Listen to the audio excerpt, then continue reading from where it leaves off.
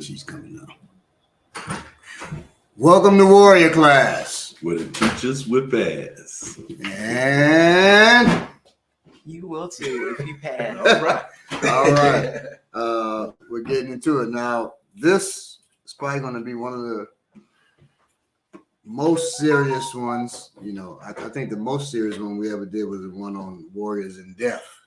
There was tears in here, and there was all kinds of stuff happening. Right? Yeah, that was a hard one. Right there. This one here, you know, I don't think it'd be tears. You know, it might be. You know, you never know where our show gonna end up. Right, you're right. We never know. So we'll find a way to get some laughs in. I don't know how it happens. I don't know. Yeah, laughs gonna happen, but tears. Yeah, you know, it may happen this time. I don't know. You know, I don't think so.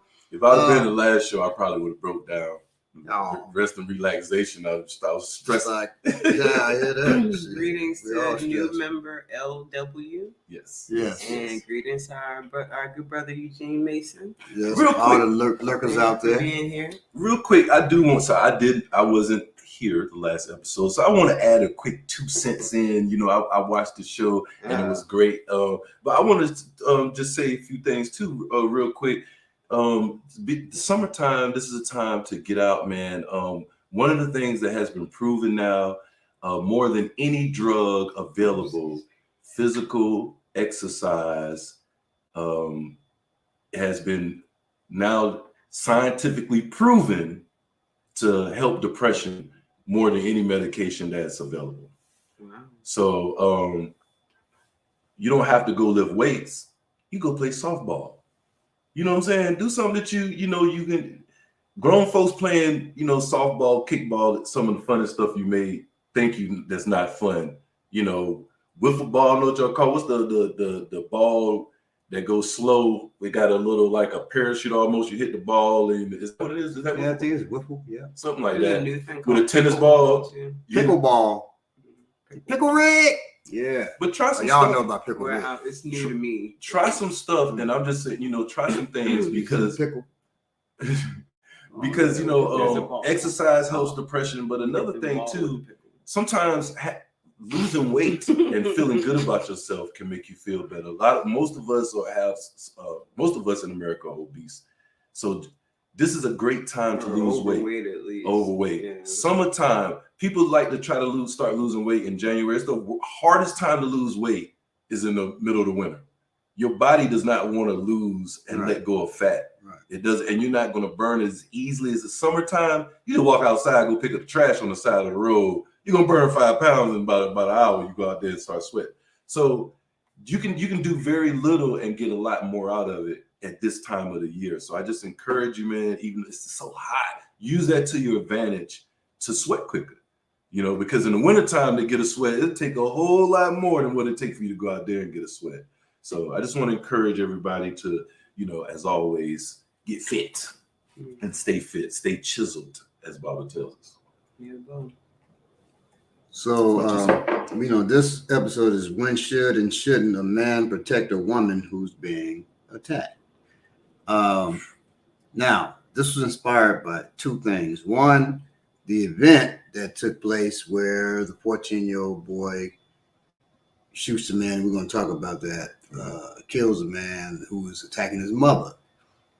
And then it was dealt with on the Remix Morning Show, and it got heated a little bit. And yes,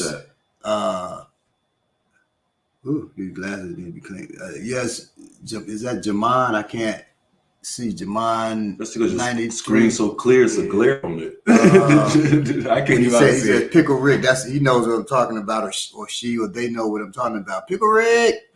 That's from Rick and Morty. Rick, the scientist, became a pickle, and so he had to save himself. He got knocked down into the sewer. He had to save himself as a pickle. He's brilliant. So he used a cockroach and used its killed the cockroach or it was dead already, and used its tendons and stuff to move. He connected himself to it and used it to move, and then he ended up building a damn laser and was shooting his way through killing rats. And it was amazing though. I hear a lot of references in music to Rick and Morty. I've never seen it, but I hear a lot of references they use a lot of, especially in battle rap. Well, I would say watch it because now it's white folk insanity, but it's the way that they have Rick being really a god because he's so ingenious, right? The way they work him, use his character, brilliant. But he's an evil mug. He loves his family, you guess, but he's an evil cat.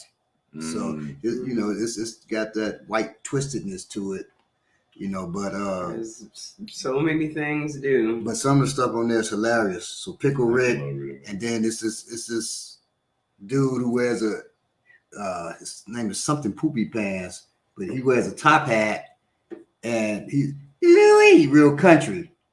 But turns out he's a professor at a college, and he's one of the best martial artists in the world.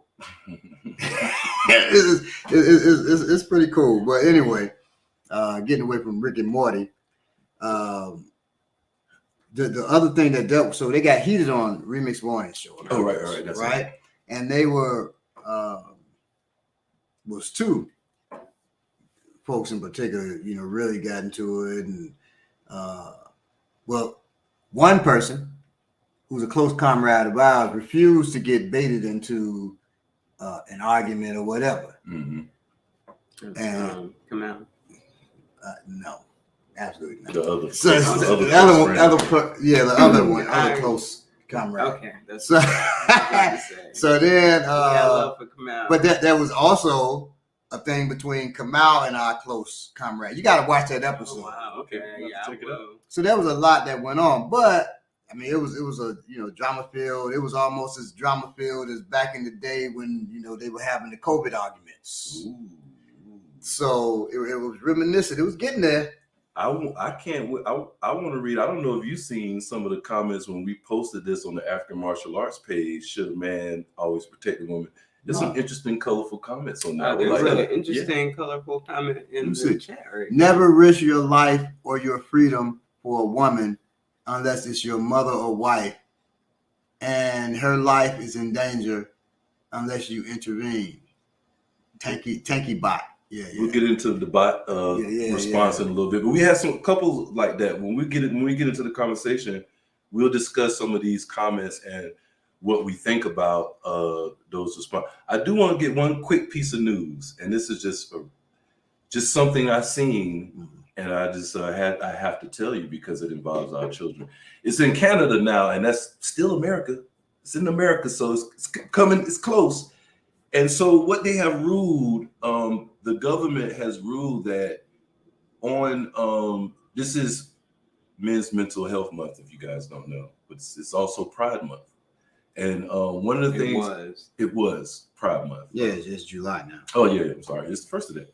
Well, one of the things that they approved, the government in Canada, is that it is legal for adults to expose themselves fully nude in front of children. Not only is it legal, it's encouraged on Pride Month. That was that's something I just read, just was straight from the Canadian, whatever you call that that website they have on there. But I thought that was just disturbing. Very, very, very, very, very, very, very disturbing. I have no idea, no clue of why, I think it was my brother. So I have two brothers, one of them is actually gay, and I think he the one sent it to me. Like, yo, check this bullshit out. So just so you know. So yeah, it was just wild. So I just wanted to bring that up because I didn't see the connection to homosexuality, exposing yourself to children. Or maybe it is, and I just don't know. So I just thought that was crazy. So I just wanted to. Yeah, I was gonna say, well, what's the connection there? Because I don't think there's because you expose yourself to children. That's why my brother sent it to me. So, like, what the fuck is this about? It's just madness. So anything that's sexualized with children is out of pocket. Out of pocket. I don't care whether you're straight, gay, whatever. I don't care if you're teaching about gay sex, straight sex to children. Right. It's children shouldn't know about sex or shouldn't be exposed to that shit, period. Now, when it comes to exposing somebody, one, we're talking about men's mental health, and and that applies in here. When shouldn't a man protect? We'll take the woman part out for right now. You call me and say some dude exposed himself to your daughter, and your daughter's 17. You tell me some dude at the school or wherever while she out exposed himself, and you know where he at, and me and you don't go and deal with that, we're remiss as men. That has to be handled. That has to be addressed. Absolutely. That will be done. At my daughter's school, the dude who was caught playing with himself, the teacher in the classroom, butt naked, playing with himself. Oh, got caught on camera. Yeah. You know, I hit them up, let them know. Yeah. Because they let him back into school. So my next thing was, well, I gotta let people know I'm distraught. So, being so distraught, I'm gonna, accidentally go to the school and fuck him up. Because I'm distraught, I'm gonna accidentally hurt him. It's a good thing. I'm not trying you to. I'm have not trying to. find I'm just distraught. And it caused me. I was distraught. It caused me to get in the car, go there. I didn't know what I was doing. Next thing you know. And the next thing I know, you know what I mean? But they got rid of his ass. Blacked out. So several parents complained they got rid of him. But yeah, I was gonna black out. I knew. Of course. That condition I have, I was gonna black out. That PTSD and shit from the military. I was gonna black out, and I was gonna go fuck him up. So good that they, got rid of him. Good. It helped me. Yes. To not fuck him up. So you have to protect folks. And it wasn't just about my daughter. I was like, she ain't going back if they bring him Right. back, if he stays at the school. But it's for the other children. Now, Yes. The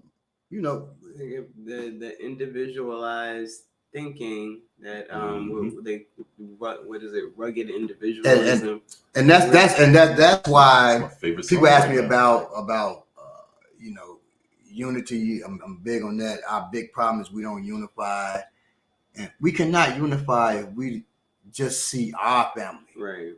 our daughters, our mamas, our wives. Yes, man. Yes. Fuck man. that. What kind of community? Fuck that. Now that's me feeling it. Now we're gonna deal with it in a intelligent manner. But I just had to get my feelings out the way first. Mhm. Because goddamn, there's no way I'm gonna sit and watch no woman getting their ass beat, no child But I'm getting gonna there tell or you, molested. You know And what? I'm just like, oh boy, you get molested. And this is Thank God, not my child. and this Shit, fuck that. this is the reason why some people, not the reason why, this is one of the reasons why you have men that say certain things on that side of the fence, is because they're not capable. Right. Well, we're gonna deal with that. We're gonna deal. What I was saying before we that. get into it, for the women that are reading comments that are triggering you. I hate to use that word. Even whether it be on Instagram or on there, you may see some comments. Just understand that these people are speaking from a place. But we're specifically dealing with that, so I don't want to go. Right. Okay, cool. We're just gonna deal with it. But yes, so we're specifically going to deal with that, and other things. Says stop cussing, please. What you say? Right, because we is only at 13 minutes. He said stop cussing. Sorry about the all cap piece He word. said Baba said a bad word. I'm telling you. Yeah. Only Now on the first. I'll say on the Remix Morning Show, a sister got really emotional about this, right? Cursing? And about well, she said all men don't protect women. Well, number one, I hate generalizations. Yeah, I know. Right. One personally that said that. So men don't protect. Well, it's the same. Men ain't shit. All men cheat. You're a goddamn lie. I've never cheated on my wife. You're a goddamn lie. But I can understand why people be the way they are. Yes, that's what. But know that your it's not an analysis like that. You're full of bullshit. Right. Because that's not a reality. So Kalonji asked the person, "You think any man on here would let somebody hurt you?" She said, "I don't know. I don't know." Now she's been with these brothers for a couple years. I don't know if she really felt that or just emotional. But number one, when you're talking out of emotion, now you say, well, you're being emotional. Believe me, I'm calculating what I'm saying. He just knows I've mastered this. But when you're talking out of emotion, you say shit that's hurtful. You can't even let your ego say, well, I know y'all wouldn't let me be hurt. You are on bullshit. You're just trying to win the debate. And now this person, I wrote a book based on their opinion and based on things they're going through. So I love this person, but that was bullshit, sister. That was bullshit, and you can be mad at me or whatever, but you know that was bullshit. I hope in the quiet of your time you realize that was bullshit. I gotta talk about that because I love Black Power Media, but people will be leaving this channel out of emotion without full information, and according to Jared, they are. Because of they see certain things, right? So your opinion could cause damage to the channel. Now, if you love the channel, like I love the channel, stop that bullshit. Stop and think what you're saying. The person said, I was abused 3 times, so I have to think every man will do that. How the fuck? What? 3 times? 3 times out of the billions of men on the planet, right. 3 times. You know how many times I've been disrespected by students? Then I say, well, students are disrespectful. Right. Come on now. I've only dated Black women. 3 of them cheated on me. So, well, shit. I can't trust none of them. I've been cheated on once, but I've been disrespected. Shit. At some point, I've been disrespected by every woman I've been with. At some point. And I'm sure I've disrespected them. I know me and my wife at some point, especially when you're young, just you're running your mouth, you're not thinking. And so for her, now I know some women who will say, well, I'll never deal with a man again.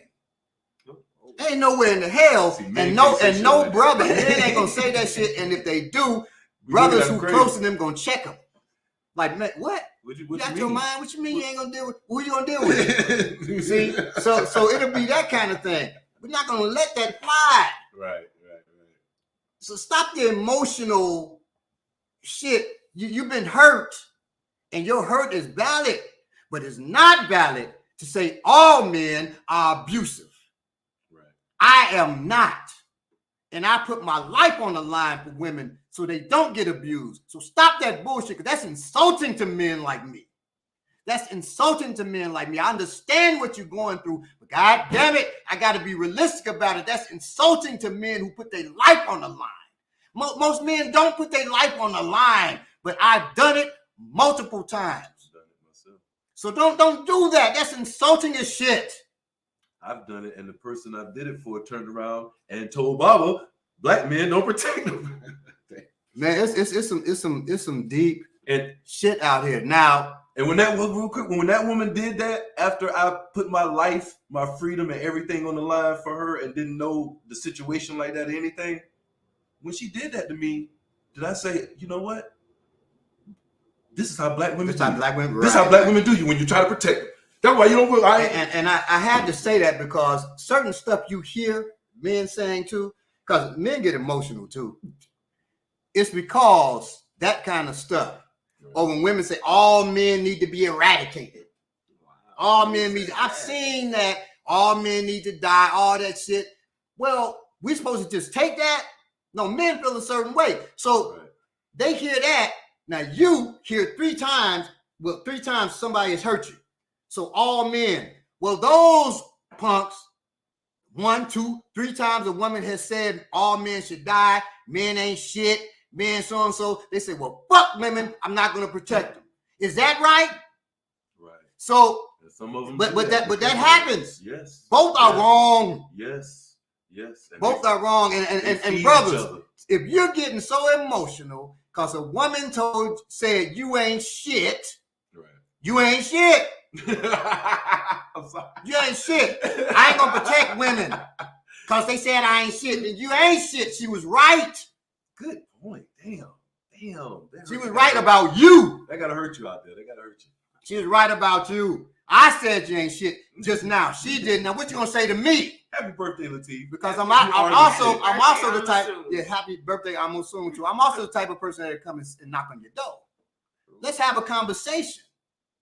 I just posted about silence is saying something. You not saying something is saying something, because I'm gonna tell you, in my group, we have an Elay and martial arts group. My students, spiritual and martial, have a tendency. You ask the question, they don't say shit. They're just silent. What? Well, you're not saying something. Only a hit dog holler. I ain't say that. So they won't say nothing. You call me a dog, Baba? I do see you gonna say that. Well, you not saying something is saying something. So it's best to say something because your silence can be misinterpreted. So I'm gonna always speak the truth to you.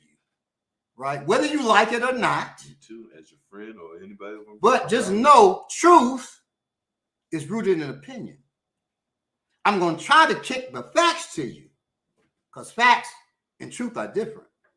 But I'm definitely going to give you my truth.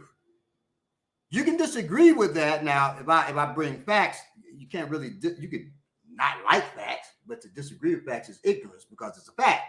But when I'm talking to you, it's truth. People say my truth is truth. Everybody's truth is my truth. Real quick, let us know if the stream is buffering on y'all. I saw a comment where it said the stream is buffering on him. He asking, is it just him? Now somebody put a in the chat. Well, hey, it is what it is. Oh, and then on that day, we're gonna get the Cocos show. Because Coco had tried to ask a question. This is a sister now. Mm-hmm. She said, I'd like to ask. She got shut down by the same person. The person was so emotional. She said, I want to. No, it's not important. She said, I want to ask my question. She was too hype. The sister was too hype. Like, you ain't even listening to sisters, goddamn, right now. If you think they're gonna disagree with what you're saying. So some is when you on Coco's show, it was funny. I said, I got it. This is divine. This is divine. Whether you believe in the divine or not, kismet, whatever the hell you want to call it, everybody damn near me. I just did my show, got off my show because I ended early, went to Cocos show. This was on Thursday, right? Went to Cocos show. So on Thursday, we played Kikanga, but my daughter Yomi just had a baby. So my wife and Yemi, my daughter Yemi, we're over there. Okay. So like ain't no game. That's what I'm gonna deal with.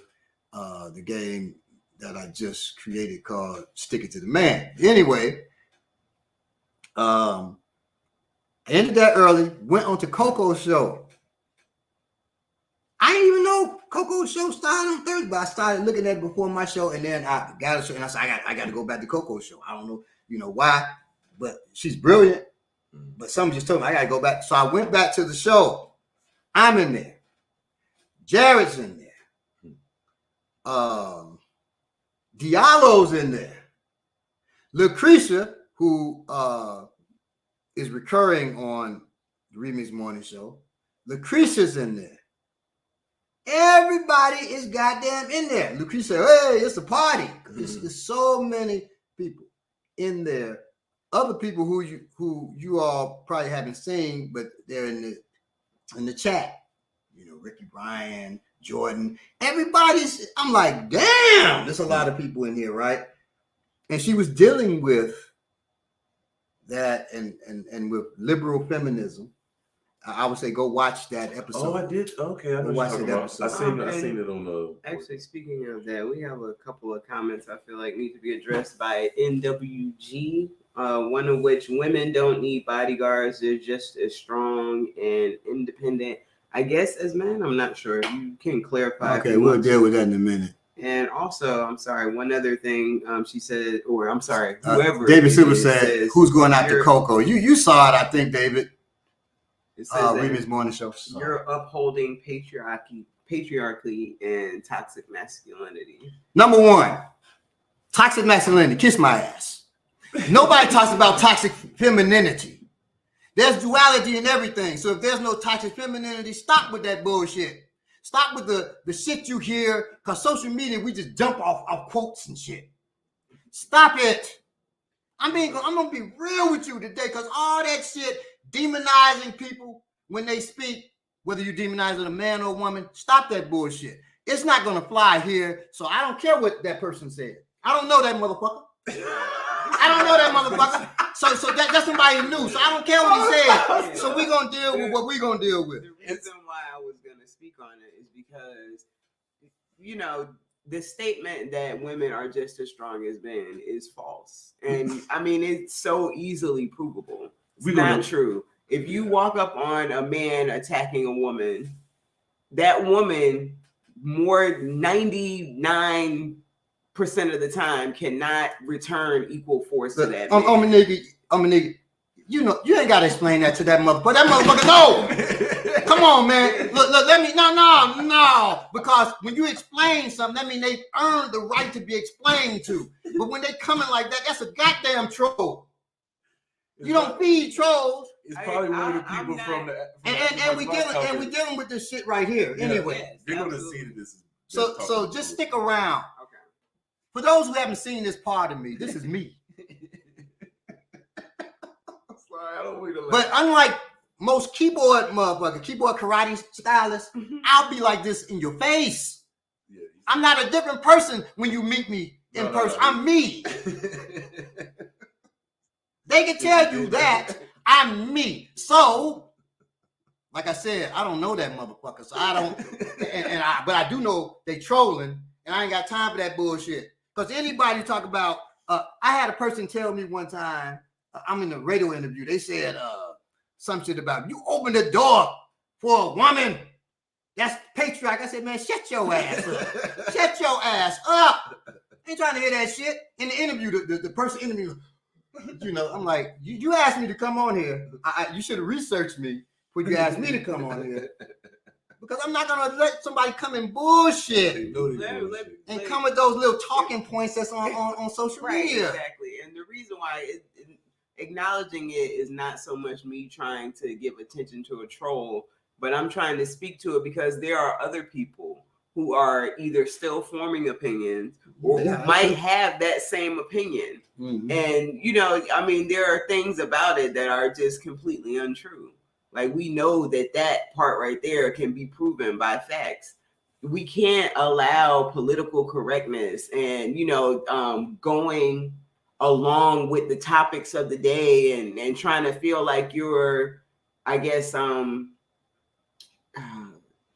a new school type of understanding of things go against the facts, you know, the actual facts of life that we all, or most reasonable people know to be true. Well, can I say this too?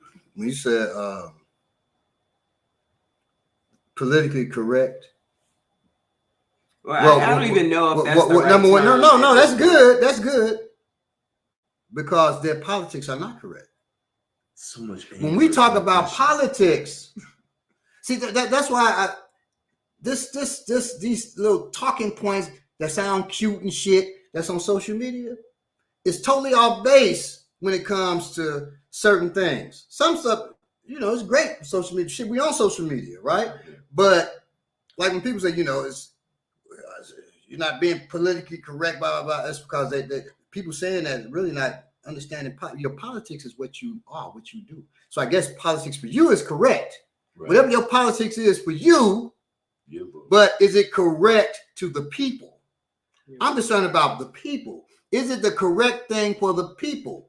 Is it correct politics to talk about men are being patriarchal because they want to protect women and stuff like that? Right. My mama was attacked in church.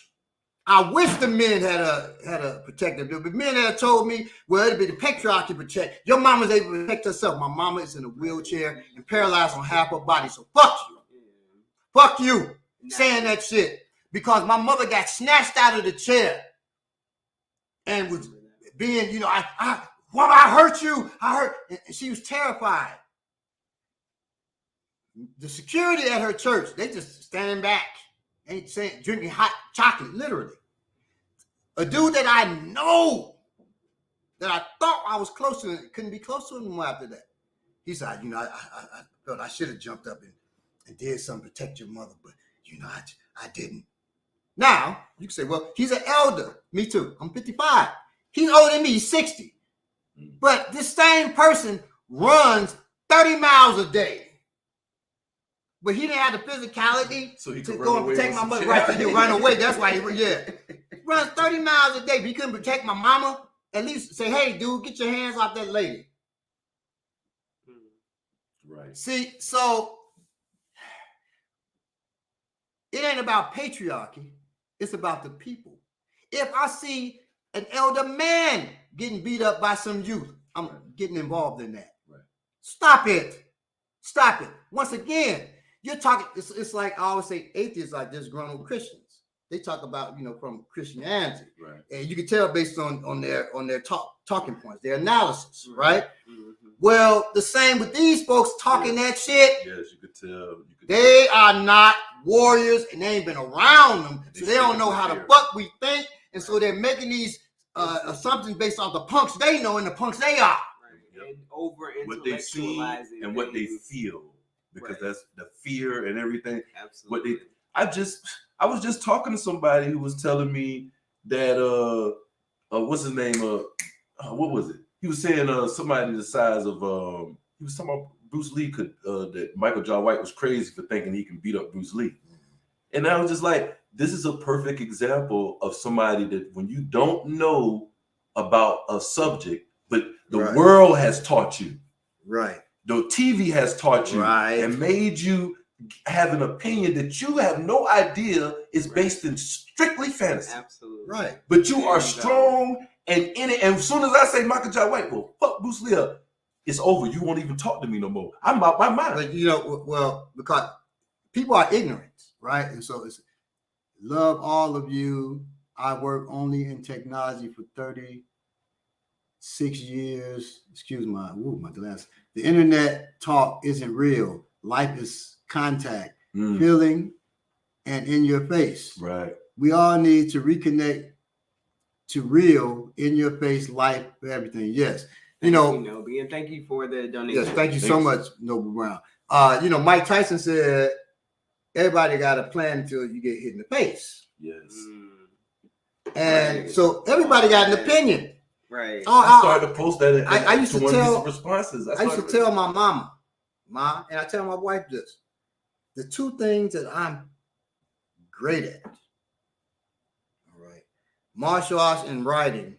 Everybody think they can do because in school we had to write a line, write sentences. So everybody think they can do that, and because we know we're supposed to protect other people, everybody think they can fight or they got an opinion about martial arts. It's usually rooted in Bruce Lee because that's all the fuck they know, and don't even know him. When we dealt with the Bruce Lee papers and he was writing about his drug addiction and stuff, people were shocked. Yeah. People don't know his real story. They got beat up. Like, they just know movies. Right. But I know a friend of mine believed that, like in Cotton Tide, Hidden Dragon, where they standing on the branches and shit. He said Chinese people, not just martial arts, Chinese people, the whole people, the whole ethnicity.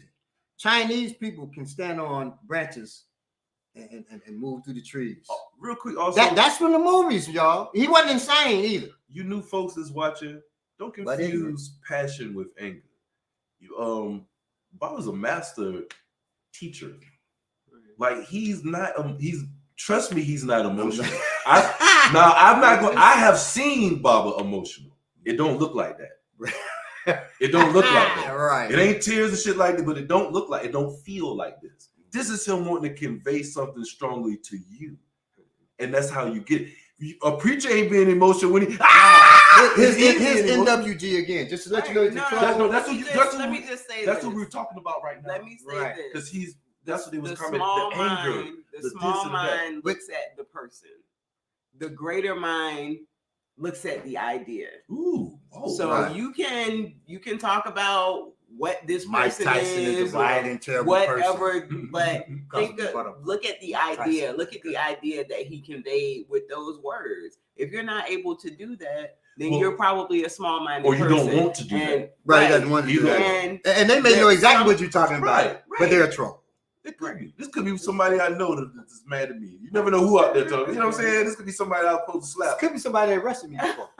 You don't know what they are. You never know who out there. Thank Right. you, Denzel, and all. Thank you. Oh and shit, all so Denzel much Washington. brother. Denzel Washington. Brother Eugene, we Thank you, appreciate Denzel. you. Thank you, Cameron. thank you, very much. Denzel. Thank you, Jen. Y'all must have heard we ain't get money like that. Did y'all hear? Did they hear what the fuck? I'm sorry. Y'all must have heard something, man. Well, y'all know? Do y'all know? I'm sorry. And yes, that was very good. Oh, Sis, that's I'm true, sorry. sis, and that was very good. No, The last thing I want to say, Belay was talking about a conversation he was having, and this, like I said, this is why I'm addressing some of these comments. I had a young man at work, beautiful young man, very, very intelligent, just a great person to be around and have a conversation with. But we were disagreeing on a certain, I'll call it political point. And he's, like I said, a young man. And I talked to him and I told him, I said, I love the young people. I love their passion. I love, how well they speak. But the thing about it is sometimes when you over intellectualize things and when you speak well, the effect that it can have is you can convince yourself of some bullshit. Because it sounds Just good. straight up, you know what I'm saying? Because it sounds good, because people have been putting these certain things into your face. Like I talk about advertising, the things that children are exposed to. People have been trying to program you for longer than you know.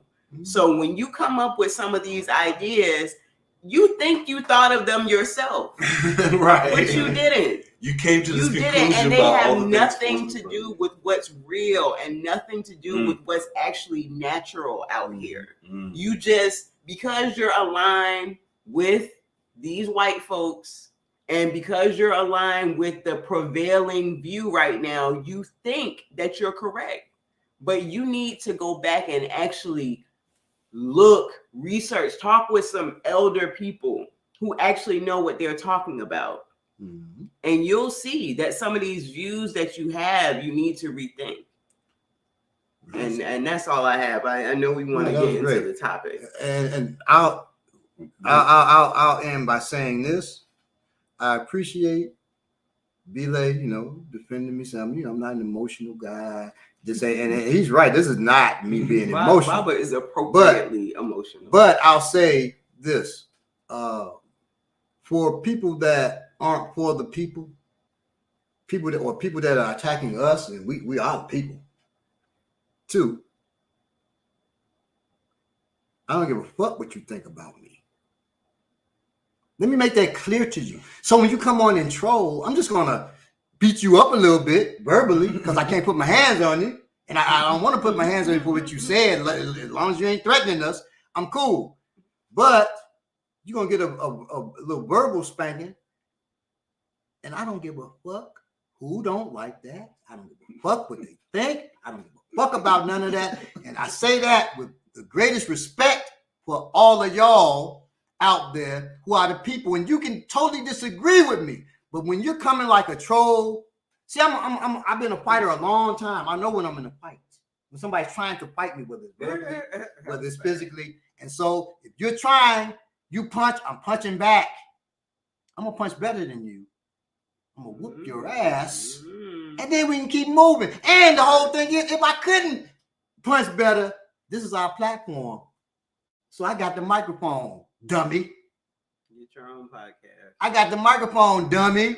So if I disagree with you, I'm gonna say what the fuck I want to say, and then if you keep on popping off your mouth, I'm like old boy was doing. I'm gonna just boop, I'm quick with the button too. Boop, I'm gonna delete your ass. Boop, I'm gonna ban you from here. Boop. So that's me.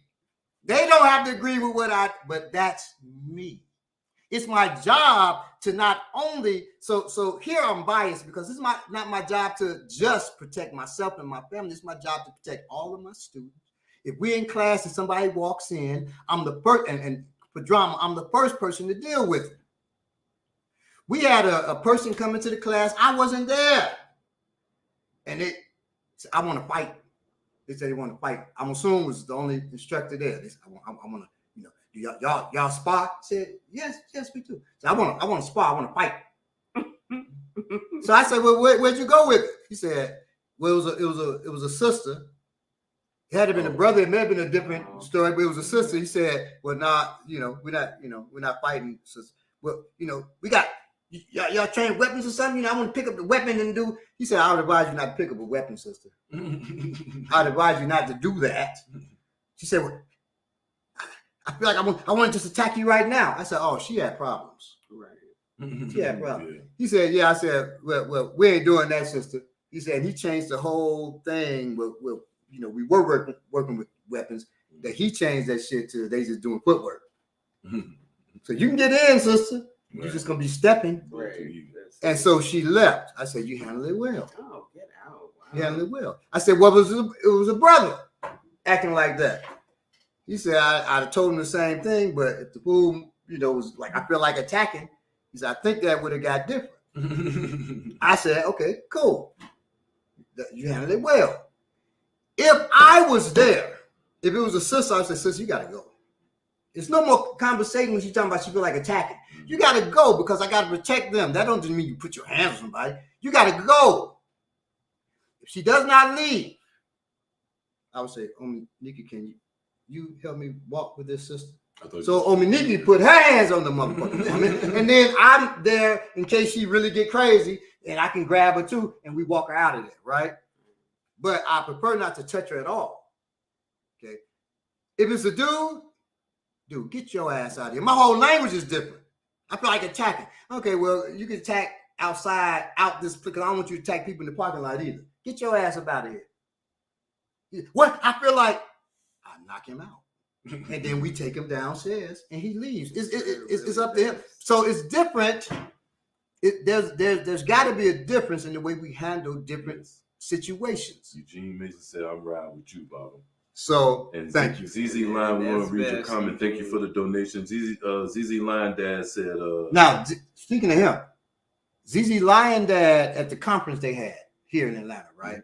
They said I don't know exactly what he did. I wasn't at the conference, right? But they said he really showed up and showed out and did a lot for the people in the conference without being asked. Oh, wow, cool. He took Jared and Geechee, and I think Diallo out to lunch, paid for that, and did a lot. So we definitely appreciate you. Respect, ZZ. ZZ. I had to just bring that up because all through them talking about the conference, almost every sentence it was talking to somebody brought up ZZ Lion Dad and about how much he put into the conference. Wow. And I don't think he was at the conference, but I don't think he was like a organizer. It's just him. So shout out to you, brother, or sister, or it's a dad, so brother.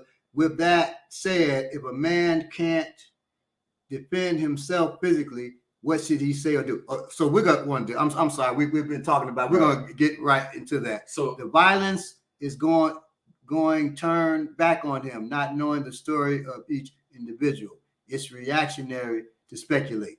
Yes. So we're about to deal with that right now. And his first comment, which he just said, he just said, in his opinion, black men dying in any manner of violence is reactionary. Contradiction is the 14-year-old. It's legitimate to his mother getting assaulted. And yes. Now, I would say every death of black men is not reactionary. Sometimes we get killed and don't even see it coming. So we don't have a time to react, argue, or whatever. But I get what you said. There are people that will just smoke us, ZZ Line Dad, and you know that. Right. I was walking around, and it don't have to just be police. Telling my wife the other day, we were talking about it. I was 13. We talked about it before, but I was going to the corner store. 13. There's a vacant in Chicago, a lot of vacant lots, buildings torn down and shit. So I'm going through this vacant lot to go a shortcut to the corner store. I ain't gonna walk all the way around there. I'm going to the vacant lot. Well, a dude I knew named Leonard. I will not say his last name because I don't want Leonard knocking on my door. And he's the type of motherfucker that will do that, like I am. But he's a lot worse than me. Leonard's in the vacant lot with the dude. They going back and forth. Leonard has a sawed-off shotgun. So I'm walking slowly, looking. He boom hits the dude in the leg, tears the dude's leg off. Dude falls down. I'm 13. He said, "Go on, Adam. Go on, what you?" I'm just standing. Go on, what you just standing there for? Go ahead on. So you know how you tip past shit. I'm walking up, and I get around the corner to the corner store, and I stay in the corner store a long time. I already got my shit, but I'm like, probably about 30 minutes. No, I went that way, right? But because I ain't trying to, I'm telling you, I'm taking shortcuts. So I walked, I peeked around, looked in the vacant lot. He wasn't there. The leg wasn't there. And the dude wasn't there. So I guess the ambulance came, got the dude in the leg, or something came, and Leonard broke. So, but Leonard went to school with my sister. My god sister, it was best friends with my sister. My god sister was best friends. Well, people don't know, and don't get on here, Lisa. That's my sister. Tell Leonard's last name. She was walking with her god sister, and Leonard threw. People throw snowballs. Well, Leonard had put an ice ball inside a snowball and threw it and hit my god sister Cynthia in the eye, bust her eye. That's how Leonard. So Leonard, and after he did it, there's somebody hit you in the eye. He runs over. Lisa said, "I saw you, Leonard." Leonard said, "Oh," and just leaves. That's Leonard. He crazy. That's Leonard. He crazy. Yeah, crazy. Leonard, crazy. So, that dude didn't see it coming. Well, I mean, they were arguing, so that was reactionary. Leonard shooting him, right? But sometimes, I mean, the dude could have been like, "Man, go ahead on." Leonard may not have showed shit. He's that type of person. And then it's still reactionary, I guess, in his mind, even though he looked calm, and blow that dude away. But Leonard's the type of person just, I'm gonna shoot that motherfucker walking out. I don't like the way he walked with it's a stutter in his step. Leonard was wild. Yeah, all the way. That's that west side right there. That's what. No, I'm from the west side. That's no, what people be talking about. Well, that's what they're afraid of. Yes, that kind of stuff. Yes. But I'm from the west side. I ain't like that. Well, I guess I will pull up. And I will knock on your door. I will do that. So, I would when I was older. Besides pulling up on you and knocking at your door, I mean, I ain't like that. When I was younger, I would do that. Now I'm not. Yeah. I'm the lamb. Right. And in fact, the lamb, the core, the whirlwind of death. Matter of fact, you from the west side. NR, whatever, NW, you can talk as much shit as you want to Baba, and then put your address on the. You ain't got to worry about. You ain't got to worry about nothing. He ain't gonna pull up on you. He's not coming. Don't worry. You can say you're gonna beat my ass. Put your address down all there. Y'all out there that got shit to say. Visit. Drop your address. He ain't coming. No, you would have, but not. never. Yes. It was funny that somebody had got attacked that I love. Okay, I'm not related to, but I love. And my mother had told my father, "Oh shit, let's talk to Adam." She said, "So you got your plane ticket, huh?" Oh. I said, "What you mean?" She said, "To go to so and so." So I knew exactly what she was talking about, right? I said, "No, Ma. I decided I'm not getting involved in that. I'm being a different person." She knew he was lying. So she knew this person is well known. So for me to get involved, somebody would have been in trouble, at least them, if I had done what I wanted to. Anyway, Edward Adam has a question. Shit! We might want to acknowledge, or Adam. Edward Adam. Can warrior class recommend best self-defense? I should have my. I saw 166. I'm like, damn, your daughter old. 16 and 17-year-old daughters learn starting this summer. That entails the principles y'all have, using your mind first. Where you at? Yeah. If you're here, come on through. There's only one that's going to have our principles. If you're in the Atlanta area. You're not having to me. If you're in New York, I recommend tough training. Our brother Yeah. Harold Neckett. But not too many people I can honestly recommend. But if we know where you're at, it's some people. It's not just like us and Harold Neckett. It's Right. people I can recommend Depending on where you're location. at. So anyway, And you can always, you got 2 daughters, find another father with 2 daughters, find another one and start a work. Call us out. We have a workshop. yes, David. Yeah, it's Jared. I mentioned it the other day too. Jared's book release, book launch is tonight at 7. Oh, okay. But let's get into it. Yo, man, I can't Omaniki. believe these donations there. Y'all must have Yeah, heard thank our you so much. conversation. Y'all folks. Thank Y'all God must for have you heard our for the conversation word-class off the air, teaching. man. Thank you, Baba, for what you do, what you have written, and for the dramatizations of your work.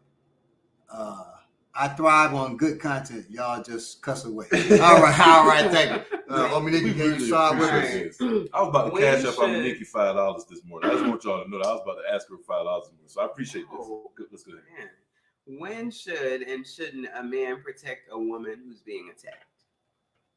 Prosecutors charged Carlicia Hood, 35, and her 14-year-old son with first-degree murder 2 weeks ago, on Sunday, June 18th, saying Hood encouraged her son to bring a gun into the Maxwell Street Express restaurant on 116th and Halsted in Chicago, as she argued with a 32-year-old Jeremy Brown at the pickup window. Hood and Brown did not know each other. During the argument, Brown repeatedly threatened to knock Hood out. Hood texted her son, who was waiting outside in their I didn't car. know all this happened. A woman Mm-hmm. customer laughed at the argument and egged Brown on. Moments later, Hood's son entered the store with his hands in his hoodie pocket. The argument between Hood and Brown turned physical, and with Brown punching Hood in the head at least 3 times near the pickup window. Wow. After the 3 punches, Hood's son drew his mother's firearm from his hoodie and shot Brown in the back. And if you watch that on video, it took a minute for him to get that gun out of the hoodie. Right. Another example of how having a gun close range don't happen as fast as you think it is. Yeah. So anyway, And he had to walk closer because he's not trained, so he couldn't shoot from there and risk hitting his mother. So he walked up. yeah. Carlicia, is that it? Carlicia? Carlicia Hood is a licensed concealed carry holder, by the way. Brown ran from the restaurant with Hood's son following. Allegedly, Hood ordered her son to shoot and kill Brown as he fled. The boy followed his mother's instructions, and Brown died of his injuries. When the mother stopped shooting, The boy stopped. the boy stopped shooting. When the boy stopped shooting, Brown Hood pointed toward the woman customer and that laughed, who laughed about the argument and tried to egg Brown on. And Hood instructed her son to shoot the woman too. God, well, I be damned. Damn, you laugh and shoot that bitch? That's crazy.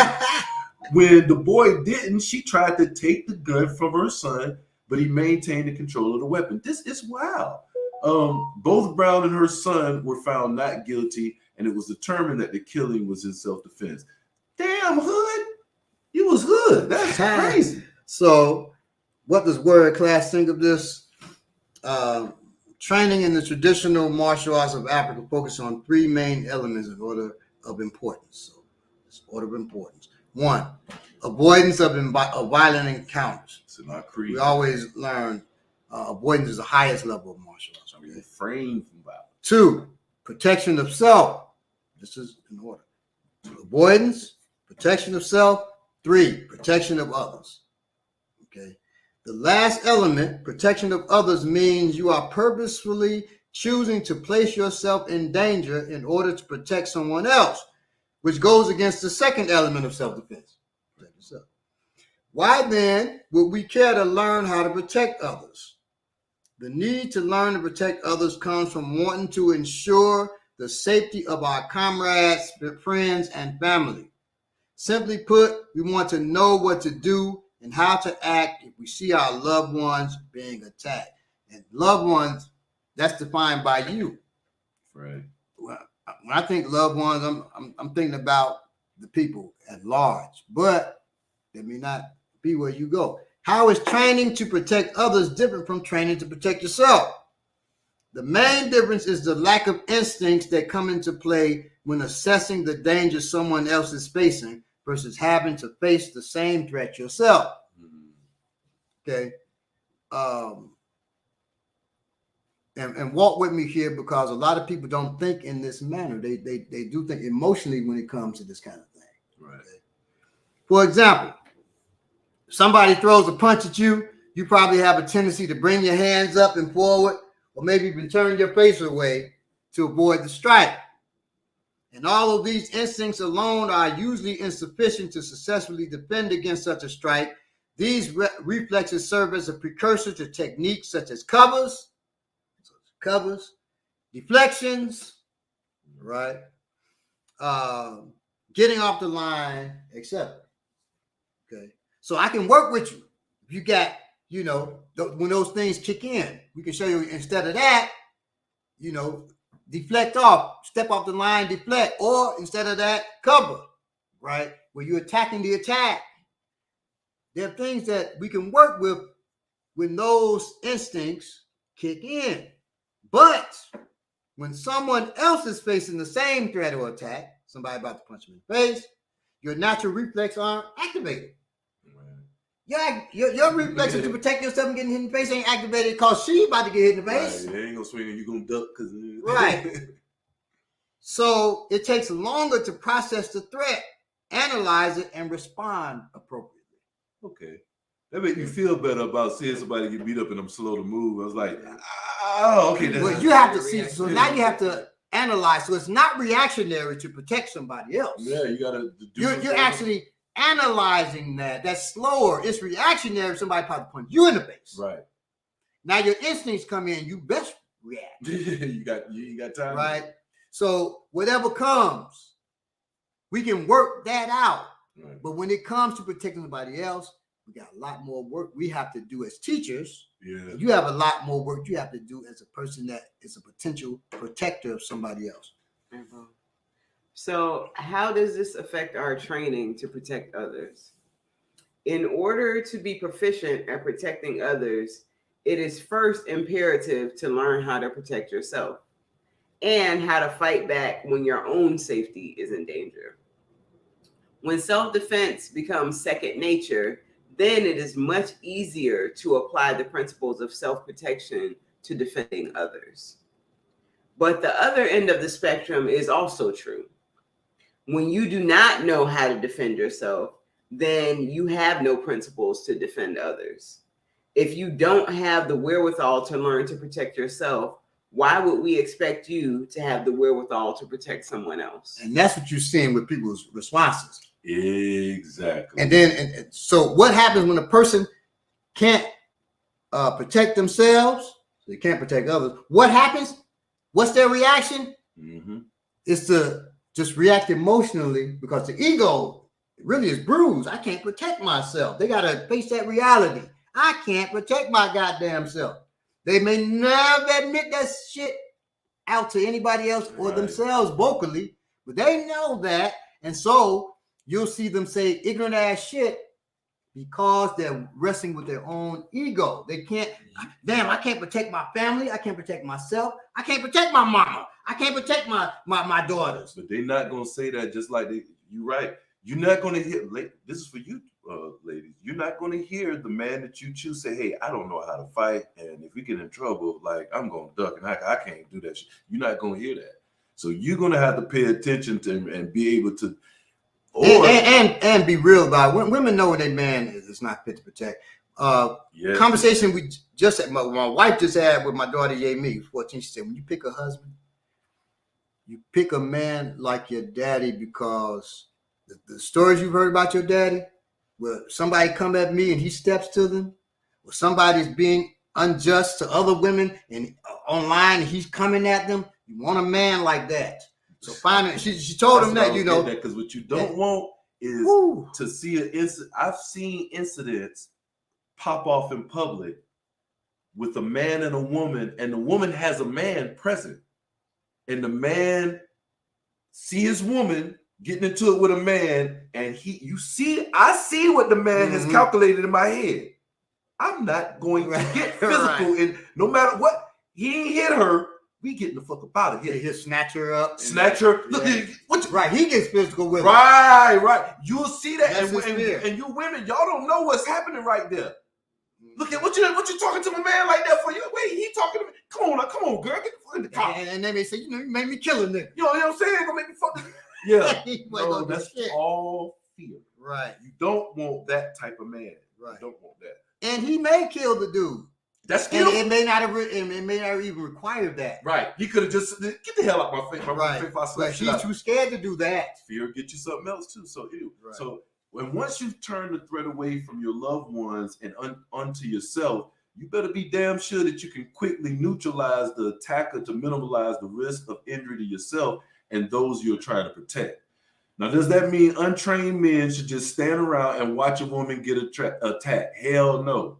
If 3 men are around and there's an attack imminent or happening, unless those men have physical ailments preventing it. Say that again, please. If 3 men are around and there is an attack imminent or happening, unless those men have physical ailments preventing it, all 3 of those dudes should grab old boy up and remove his ass from the area. Maybe even smack him up or stomp him out if necessary. But you can do that much. You know how to grab and stomp. 3 dudes come on together. Man. Now if you train and you stand around and watch a woman get attacked by a dude, you suck profusely. Right. We'll leave it at that. Right. If you're concerned about the law, most states now say if the defender has and I quote, well, not really quote, it's said in this way, I'm paraphrasing, but most states say it in this way, but it may be worded differently per state. If the defender has a reasonable belief that force is necessary to protect a third party, then they're justified in using it, even if the third party is not truly in danger. Mm-hmm. Now, we never get justice from the law, but if you let that be a crutch, right. I mean, goddamn, it should be a crutch about everything, right? Not just this, because we don't get justice from the law. But if you use it as a crutch for this, let's eliminate that crutch. Right. So, brothers, don't let fear of the law prevent you from protecting a woman who's being attacked. And you can't use it, like I said, as a crutch or excuse to not help, scaredy cats. All that being said, sisters, train. None of us should ever expect someone to protect us if we are capable of protecting ourselves. We shouldn't expect it, right? But it should happen. My wife expects me to protect her. That's that's different. Your wife gonna expect stuff from you. But she ain't expecting every man out there to protect him. She's out there by herself. Right. She would expect me to, though. Well, she know y'all. You know what I mean? If she getting attacked and you standing like, damn, drinking some I wonder what I should do about it. Just don't come back to class. Yeah, I know what I ain't gonna do about this. So, don't expect. It should happen, but don't expect someone to protect us, and that's men and women, if we are capable of protecting ourselves. If I go out with students and my wife and children who are all trained, if I go out with them, my wife and children who are all trained, I don't expect any of them to protect me or come to my aid if I'm attacked. And even though they know I'll never stand around if they are attacked, men or women, they better stay chiseled. Hold on, maybe I didn't understand that part. You said if you are being attacked, I don't expect y'all to protect me or come to my aid. I don't expect it. I just can't see it. It happened to me before, so I know. You know that. I just can't see something happening and me standing there after you whip the motherfucker ass. You just gonna sit down and we gonna just start talking again. It happened to me with the motherfucker. Be like, what the fuck? It happened not with you, but with somebody else, and I turn around, they at the car. I never want to see that look that you give when you think somebody talking or doing some bullshit. That face you get, I never want to be like, what happened? I was about to help you. In that situation, I didn't even say anything to them. I knew they were wrestling with that shit.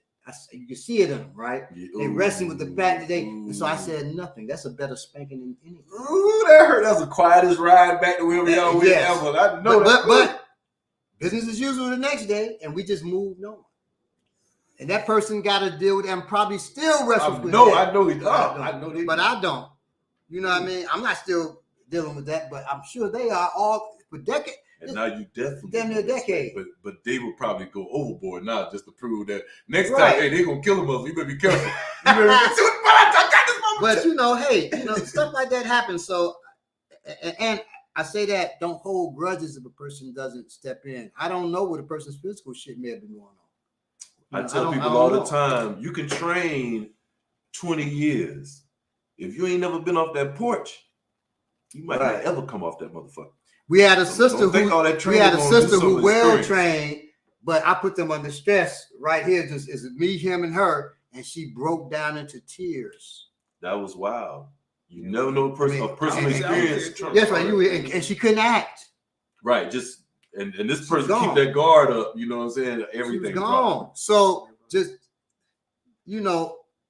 That's something. So when we love our people, we got to be understanding to a certain degree. So if they don't act, I'm not having a, you know, just hating them.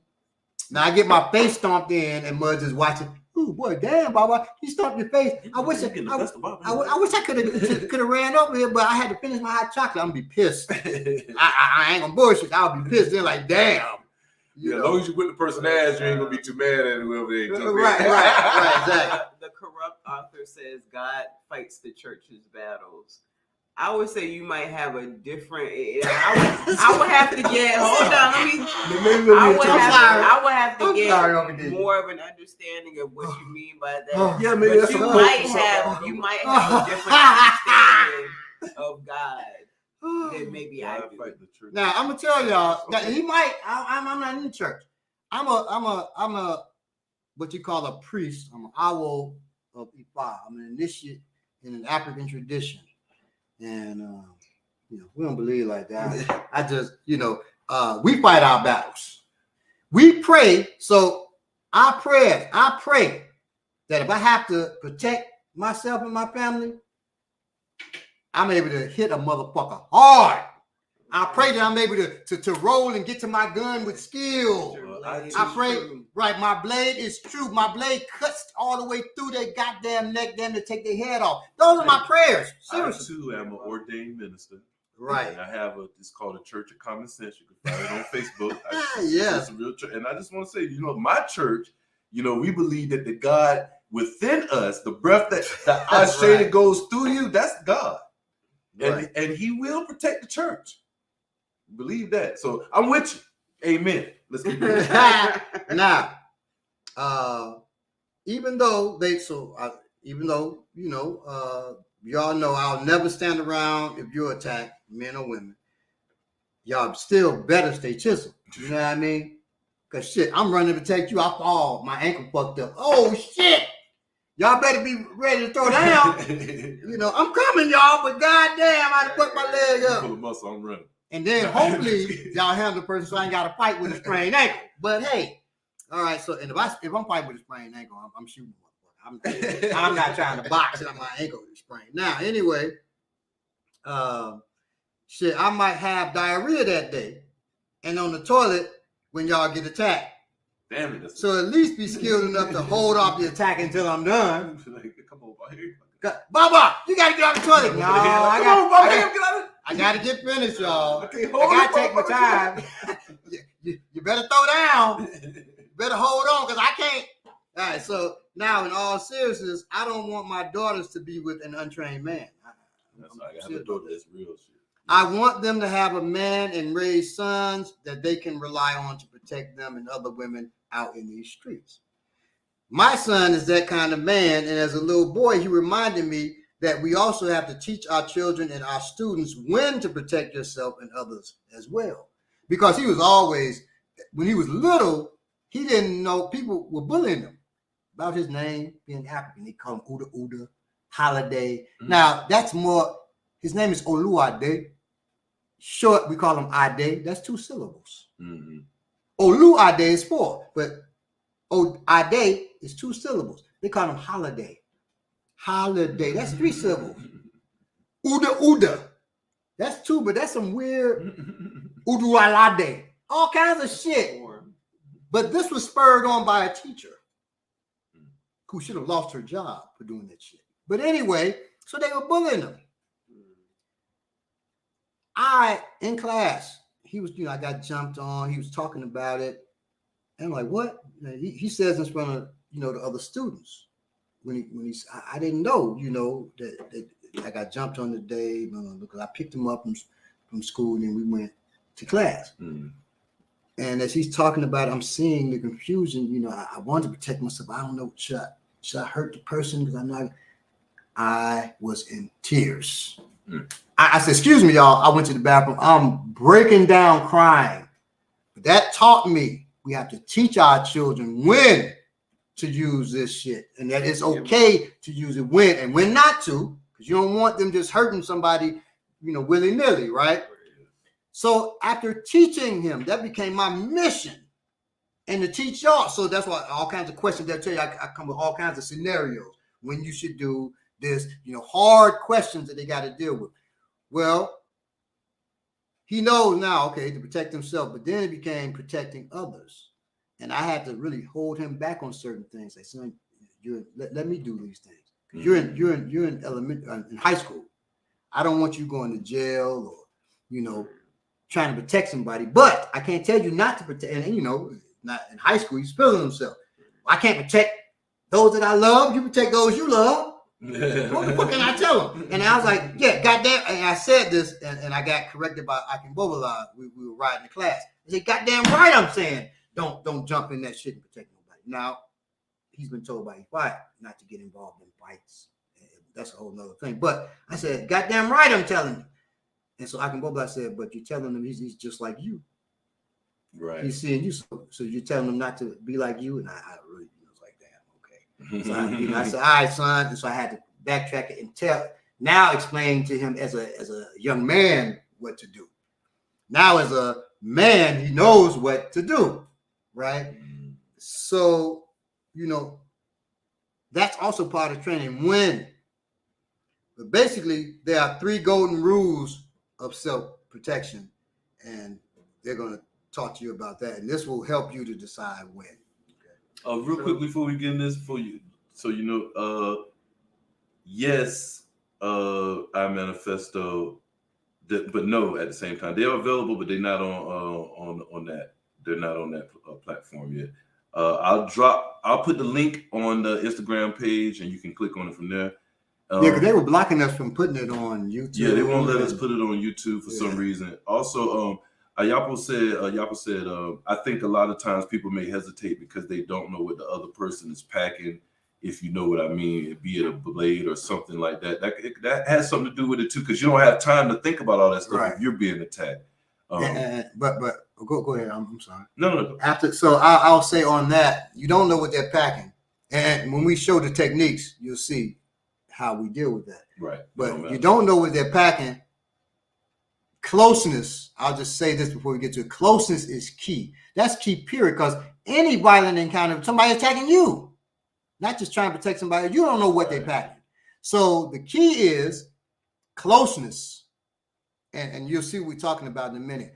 Key is always closeness. There are 2 ways to deal with a weapon. Okay. Without being spooky with the disarms that Dust was doing and you end up in heaven after you try the technique and shit. 2 ways. To be close or to be far the hell away. Right. That's the 2 ways to deal with that. And we'll deal with, and really not too many specifics, but we're going to deal with simple ways to deal with that in just a second. But we're going to get to the win. Okay. Golden rule number 1. What constitutes a threat varies significantly by state, but it always includes physical harm against you.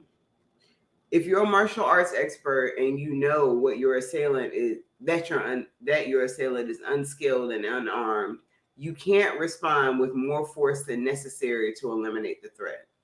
However, if you don't know the skill level of your assailant, if a reasonable person would think that use of your martial arts abilities was necessary to eliminate the threat, generally the case with most situations, right? It doesn't matter if that is true in fact.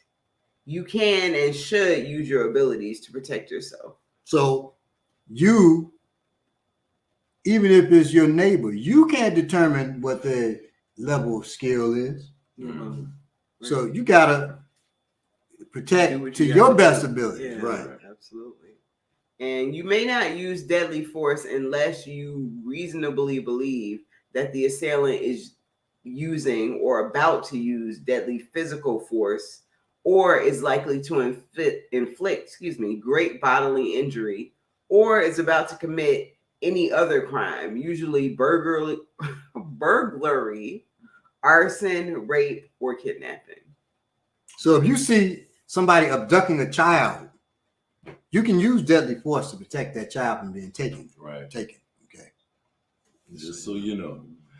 Golden rule number 2. Once the threat is eliminated, you cannot continue to use force. Okay, so if your assailant retreats, you cannot continue to fight him unless he poses a threat to someone else. If you can retreat to avoid confrontation, you may be required to do so, but it's not necessary. Know the laws in your state. True man doctrine states that if you didn't initiate the encounter, you're not obligated to retreat. So even if you can do it safely, so long as your assailant still poses a threat. Castle doctrine, an exception to the threat, to the retreat rule. If you're in your own home, you're not obligated to retreat, even under a state following the retreat rule. If you're in your own home, the law is unsettled in the area of fighting with someone you share your home with. Now that's a little bit different, but many states are considering the exception to the castle doctrine for cohabitants. All right. Now, number 3, golden rule number 3, don't be the aggressor. The Peterson doctrine. If you're the initial aggressor, you can't use self-defense as a justification for a use of force unless you made a good faith showing that you wanted to stop fighting. So if I aggress on Joe beat your motherfucking ass, I hit Joe in the mouth. Then Joe goddamn gets the best of me. Mm-hmm. I can't be like, hey, stab him. It was self-defense. I started it with Joe. Right. Unless, while whooping his ass, not say, hey, I don't want to fight to beat my ass, but I'm whooping his ass and say, you know what, Joe? Chill. That's enough. Chill, man. I don't want to fight no more. And Joe like, nah. Goddamn. And he come at me and I stab Joe. Well, then possibly, based on the Peterson doctrine, I can get away with that. So a lot of this is in what you're saying when things happen too. Exactly. That's why Baba might say certain things. And what you're saying, what people hear. Yeah. Now, if you started a fist fight and the person pulls a knife on you, you probably won't be able to use self-defense as a justification. Like I talked about, I started the fight. Motherfucker pull a knife. Uh-oh. Right. I shouldn't have started that. Most jurisdictions prevent even non-lethal aggressors from using self-defense as a justification if they later use lethal force to defend against lethal force. Mm-hmm. So I start the fight. I kick a mug in his sternum. His sternum cracks. Oh, shit. Then he pulled a pistol out. I was like, oh. Then I pulled my pistol out. Back. I can't, because I started the fight. So I responded to lethal force with lethal force, but I can't do because I started the fight. Okay. Damn, that's shit. Now, if I start a fight, because dude, he spit in my wife's face. I'm gonna hit a mug in the mouth. You spit in my wife. What if you run into the dude but he pulled a gun, jump on your mama at church? Now we won't deal with that. Shit. Okay. I plead the 5th on that one. Now, I have but if that happened, I just see him just start beating his ass. I can't now claim self-defense. He pull out a pistol. Right. There you go. I have a question for you all, right? For my host and my fellow hosts and for y'all in the chat. You're in the park reading the Myth and Propaganda of Black Buying Power, Book 2. I told you we were going to talk about it.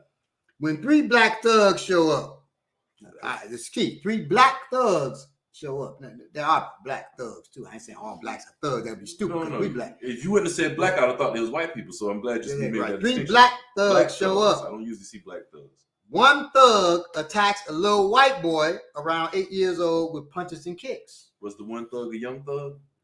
I'm just asking. Young thug, related to the families. I can't even mess with that joke. One thug attacks a little white boy around 8 years old with punches and kicks. Okay. One thug attacks a black man in his late 60s with slaps and bites. One thug, the third one, attacks an athletic black woman with slaps on the butt and hands down her shirt. You can only help one. Who will it be? First of all, I just want to say that your questions. This ain't right. This ain't right. Ladies first. I'm gonna young. And let me repeat it so you know. Thug number 1 attacks a little white boy around 8 years old with punches and kicks. Okay. Number 2, thug 2 attacks a black man in his late 60s with slaps and bites. Thug 3 attacks an athletic black woman with slaps on the butt and hands down her shirt. Now, I would help all of them no, you can only help one. You can only help one. in the following order. You can only help one. Ain't no problem order. No, you can only help one. Don't disqualify yourself. You Right, got you one can only help one. I would help the black man in his late 60s. Okay. I too would help the black man in his late 60s. And I have a reason why though. Okay. I have a reason why. Oh, okay. Well, what's your reason? Because once I help him, then we can help the sister. No, you only can help one. ain't no caveats. My reason You was only help one. because hey, Right. a bite Older can be man. more dangerous than a punch or a kick. That's until a bite because you could die from poison and all type of stuff once you get bit. The kicks and punches, they can heal them broken bones and stuff. And that bite mark, we gotta get that treated. We gotta take that bite mark somewhere and get that treated. That's bad. The bite mark, yes, sir. So that's mine. All right. I mean, So- if you hit an elder and they fall, other things can happen as a result of that as well. I'm an elder. You hit me and I fall, I'm gonna get back up. So you I'm can't just roll your eyes at my age. Almost 70 years old could break their hip, which She's trying to justify the helping that white child. Lord, I don't know. Right. Look, you just Now I'll say this. Now, so James said old man, too, right? Okay. Christopher Cage said the child. I Manifesto said the child.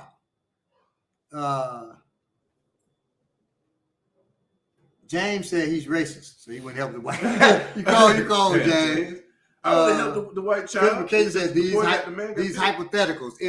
Within that is these damn hypotheticals. I heard the dad in Christopher Cage. So now, for me, that's a hard one. It's hard. So my last pick would be the black man in his late 60s with slaps and bites, because he's only 5 years older than me. So I'm looking at that. I am biased with that. you're That's 5 funny. years from being in your late 60s, Bob. No, so I'm probably in my 60s, right? But okay, his late 60s. When I wrote this, and he's older than that, the person I was actually thinking of was Daruba Ben Wahad. Daruba Ben Wahad, if I see him being attacked, first of all, that is somebody, I don't idolize many people, but that is one of my idols. I can't bullshit. Right. And it was funny, my 14-year-old loves him, right? And she was like, man, he has the hardest name I've ever heard in my life. I said, that name does sound hard, don't it? Daruba Ben Wahad. That sounds hard, boy. So, so in our household, Daruba got a lot of props. But I was thinking, in his shape, that's what I see with me, or him and Milton. Milton is in his 60s, right? I see men like that in their 60s and 70s. Okay. So it's in a better shape. And I know when I'm in my 70s, I'm going to be like that. I'm going to be in a better shape. So I'm judging it off of that. So that'll be the last person that I help. Now, and I put that slaps and bites. That bites is cold.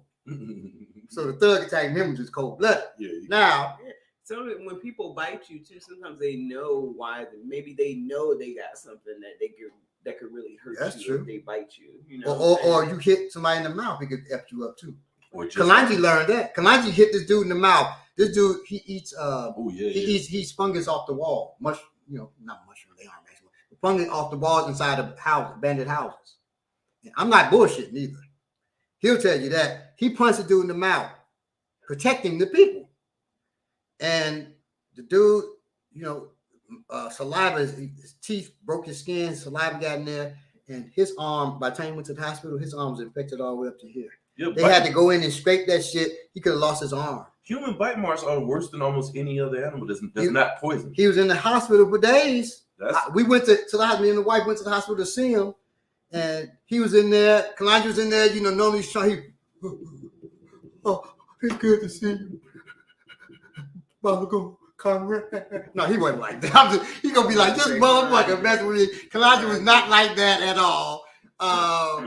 But if he had been, I'd have had all kinds of jokes to hit him with once he got to the hospital. But he was not like that. But yeah, the bite mark, it effed him up. Now it's down to the boy and the woman.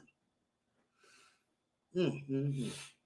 Now we can say, well, it's not an attack. He just grabbed the woman's breast and up her skirt. That's a sexual assault. Yeah, it's a sexual attack. It's not sexual assault in Illinois is the name. There's no rape on the law books. It's sexual assault.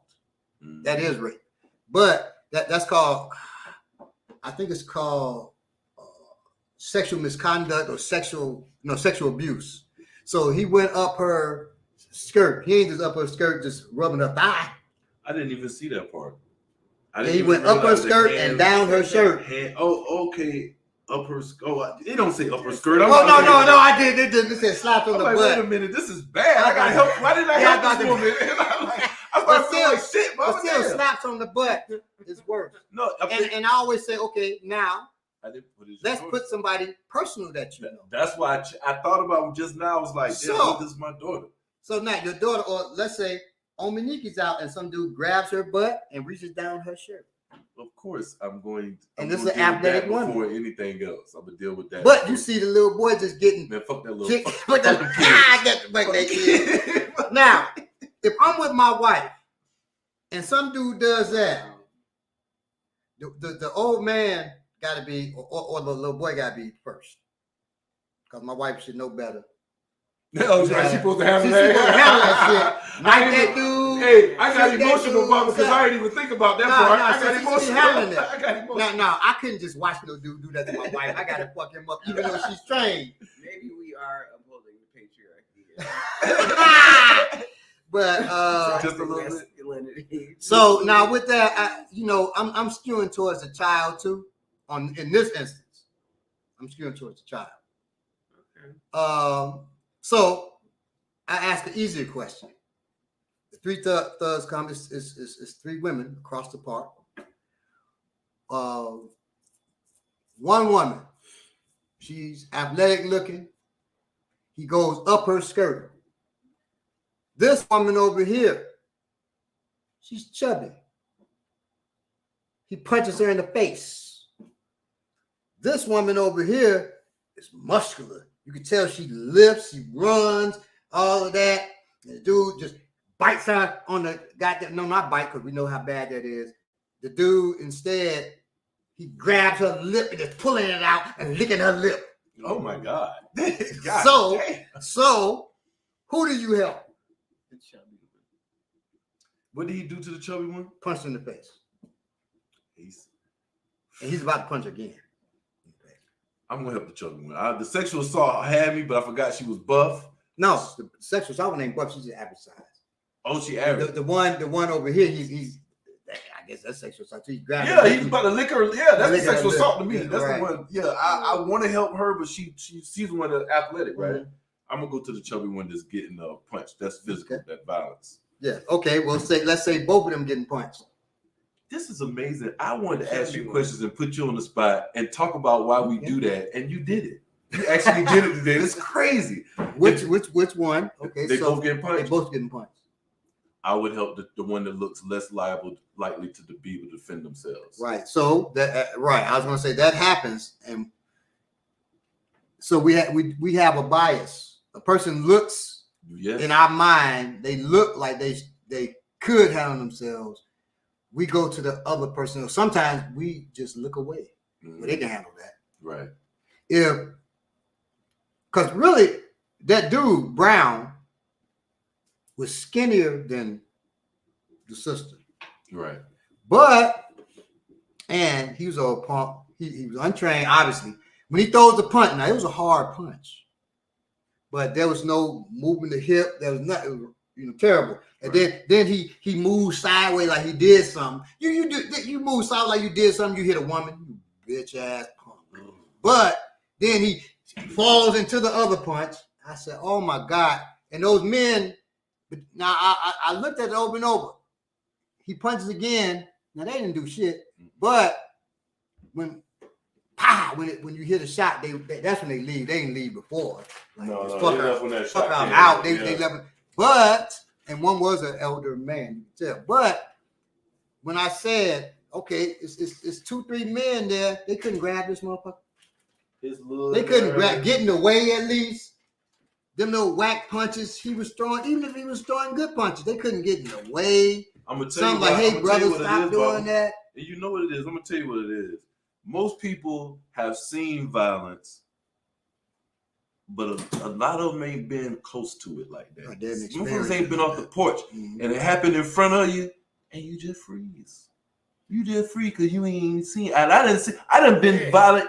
I done been in a violent altercation in front of people, and they just be in shock.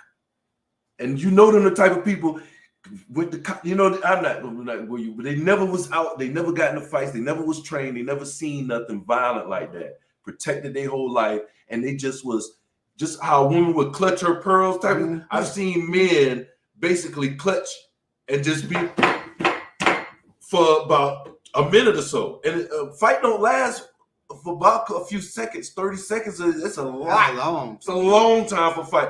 You can freeze that long, really. Well, I tell you too, men don't clutch their pearls, but they did just as you did, fingers to chest. Just like this is how they were doing.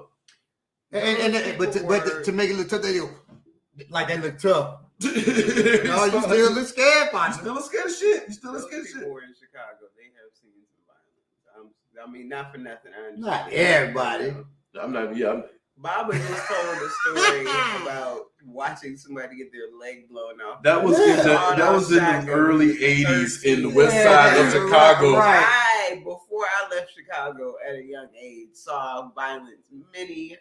You was on the south side, wasn't you? No, but that's not violence west side. But I'll say this. Yes, most people, Wumi was walking home and a dude tried to rape her in broad daylight on the street. So it's a different animal, yes. But still, so yeah, that was Chi-Town. And it was funny, Kalonji kept saying, this Chi-Town. It's a different mean that what Bila is saying wasn't true. I'm just saying. Yeah, but on that,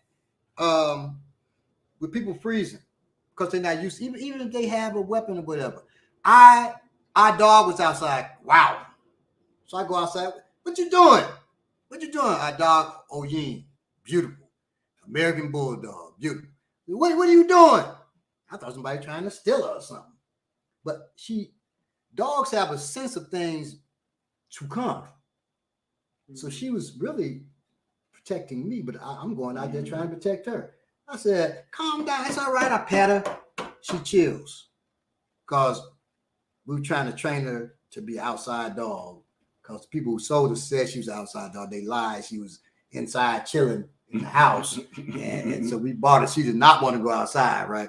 So I'm walking back to the house. Group of young men walking up the street. And as I go, I said, let me check the mailbox. And when I go to the mailbox, one boy in the lead pulls a pistol and points it at me. So I come at him. And he puts the gun down. He freezes. I say, get out of here. And they run off. And then they start laughing because they feel relieved now. Mm-hmm. He was untrained. He had a pistol in his hand. He thought he was going to die because he never saw nobody come at a pistol.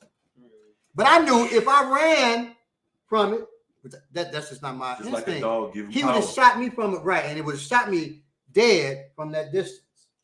Man, Bob. So, but what scared me, and when I said I should have snatched that boy's soul out of his body, You told me. is when I went upstairs. I'm looking, and they looking out the window. He could have got killed. Mm. He said, "I started to come out and help you, Daddy." He was only 10, and so my son could have got killed because I let that dude live. So that you know, we can talk about whatever. It's consequences to good and it's consequences to bad, y'all. No good deed. So I let him live. I pray that he does good now because he was allowed to live. That, and I hope he definitely ain't doing that stupid shit no more. I don't, you know, what made him think that was funny? They wasn't trying to rob me. Right. He was just gonna blow my fucking brains out because I was. Or just wanted you to be scared. Or wanted me to right. Exactly. And now he feels empowered, and he may shoot you And straight I've up. seen people not even mean to pull the trigger to get murder charges. Now I tell you on that with, and people can feel I'm not blaming the victim at all. Women, so rape is about power. It's not about sex. Okay, I've had to teach people that because when they tell people don't dress this way, you won't get raped. Bullshit. Nuns get raped because it's not about sex. It's about power. It was that control. So if you give them power, some people think, you know, just let them rape you. And I was teaching a thing, and this white woman told these sisters to just let them rape you. I said, hell no. Don't do it. Don't listen to this woman. Don't listen to this woman. If you allow that, he's trying to rape you and you allow it, he feels power, he's going to rape you. He feels powerful. He's made you afraid. Serial killers, they have left people alone who didn't act afraid. That's a fact. Mm-hmm. But if you act afraid, well, we don't know if the victims acted afraid, but probably the thinking is they get off, and it's known they do get off on fear, you know, because serial killers have been interviewed, and many of them have said once the person showed fear, they got an erection, and then they gotta do what they gotta do. So usually it's not having sex. The knife is their phallus. Each time they stab, they get more and more aroused until they have an orgasm. Do not Mike Tyson said the same thing. show anybody fear. When Mike Tyson. He said violence used to make his dick hard when he was a See? teenager and he used to do he said he never came, never had an orgasm. If he hadn't been boxing, he probably ended up a serial killer. Yeah. So just be careful, because I know, you know, the stuff he said, he would, you know, just rob old ladies and stab them and shit. He was a gone dude. His parents were sex workers. I didn't know that. I didn't know that either. Yep. He was a gone dude. I don't know if there's a correlation, but Well, he was abused. You know what I'm saying? oh, sexual abuse, yeah. Yeah, because they left him. His parents left him with other sex workers. But you know, just so you know, most serial killers are not victims of sexual abuse. Right. Or sexual. He had a perfect storm over there going on. Right. It was all kinds of. I want to. And I was a victim of sexual abuse. Now, people say there's a difference between sexual abuse by a woman and sexual abuse by a man, how you respond. But one thing that has been proven, they've done studies after studies after studies. Every male that has been sexually abused by a woman, it doesn't happen when they're sexually abused by a man, but by a woman, ends up with high blood pressure. Bar none. Yep. Ends up with high blood pressure. And probably because we were traumatized, but you're not admitting the trauma. You know, sometimes you act like it was cool. You know, I got that pussy, all that kind of stuff.